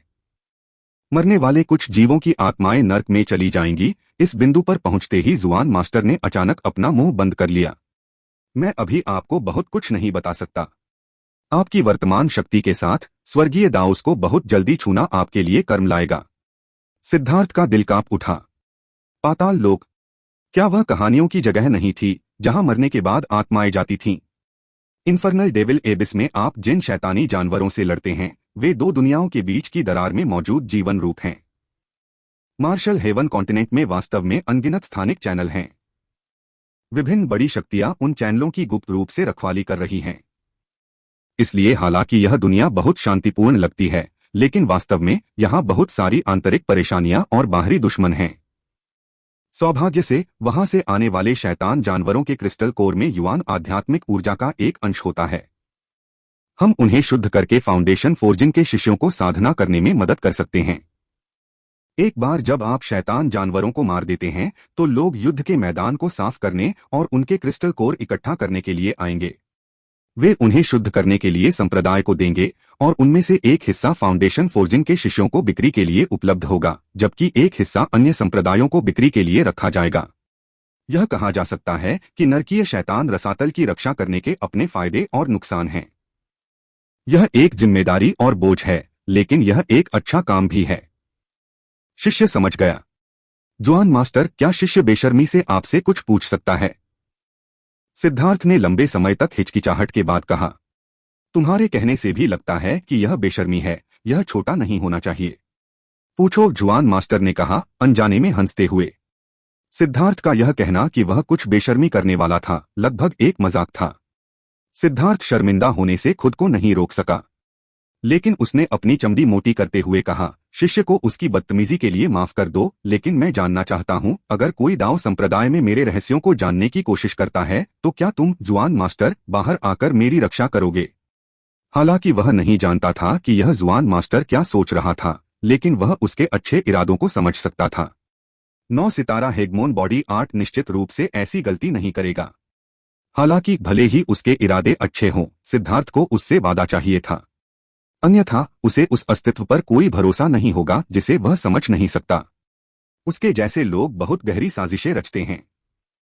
सिद्धार्थ ऐसा करने के लिए बहुत आलसी था। जुआन मास्टर मुस्कुराया। चिंता मत करो, जब तक दाओ संप्रदाय तुम्हारे दिल में है और तुम संप्रदाय को धोखा नहीं देते, तब तक जुआनतियान दाओ संप्रदाय में किसी को तो छोड़ो, यहाँ तक कि अगर मार्शल स्वर्ग महाद्वीप में कोई तुम्हें छूने की हिम्मत करता है तो मैं मदद करूंगा। बहुत धन्यवाद जुआन मास्टर। सिद्धार्थ खुश हुआ और उसने सम्मानपूर्वक सिर झुकाया। जुआन मास्टर का यह कहना कि वे व्यक्तिगत रूप से मदद करेंगे, इसका मतलब था कि भले ही जुआनटियन दाओ संप्रदाय अपनी राजनीति के कारण नाम मात्र के लिए उनकी मदद करने में असमर्थ हो, लेकिन जुआन मास्टर खुद आगे आएंगे। यही बात उन्हें सबसे ज्यादा आभारी बनाती थी, साथ ही इससे उनका आत्मविश्वास भी सबसे ज्यादा बढ़ा। सेंट्रल प्लेन्स में आने के बाद से यही वह बात थी जिसने उसे सबसे ज्यादा खुश किया था। उसे तुरंत ज्यादा आश्वस्त महसूस हुआ। जुआन मास्टर, मेरे 2 भाई और एक प्रेमी हैं। वे अभी भी जुआनटियन कैटलॉग में हैं और अपने दावपत को समझ रहे हैं। जुआनटियन कैटलॉग वास्तव में स्वर्गीय दाव का एक रूपांतरित हिस्सा है। किसी व्यक्ति को अपने जीवन काल में जुआनटियन कैटलॉग को समझने का केवल एक ही मौका मिलेगा। वे जुआनटियन कैटलॉग के भीतर अपनी विरासत की तलाश कर रहे हैं। यह एक बहुत बड़ा अवसर है, लेकिन एक बार जब वे बाहर आ जाते हैं तो वे वापस अंदर नहीं जा पाएंगे। ज्यादातर लोग इसे समझते समय वास्तविक कैटलॉग में प्रवेश करने में असमर्थ होते हैं, लेकिन आप बार बार इसमें प्रवेश करते रहे। अब इसके साथ आपका भाग्य समाप्त हो गया है। ऐसा नहीं है कि मैं आपको फिर से प्रवेश करने की अनुमति नहीं देना चाहता, लेकिन ऐसा नहीं है कि आप ऐसा नहीं कर सकते, जुआन मास्टर ने समझाया। अब जाकर सिद्धार्थ को समझ में आया कि जुआनटियन कैटलॉग में चीजें उतनी सरल नहीं थीं जितनी उसने सोची थी। वह इस बात पर अफसोस करने से खुद को नहीं रोक सका कि उसे बिजली की विरासत नहीं मिली। यह देखकर कि अब पूछने के लिए कुछ नहीं बचा है, उसने जुआन मास्टर को अलविदा कहा और चला गया। जब वह अपने दरवाजे से बाहर निकला तो उसे एहसास हुआ कि वह आंतरिक संप्रदाय चौक में था। उसे यह भी नहीं पता था कि जुआन मास्टर का निजी कमरा कहाँ है। जब वह चौक में दिखाई दिया तो वहां मौजूद सभी लोग डर के मारे उछल पड़े।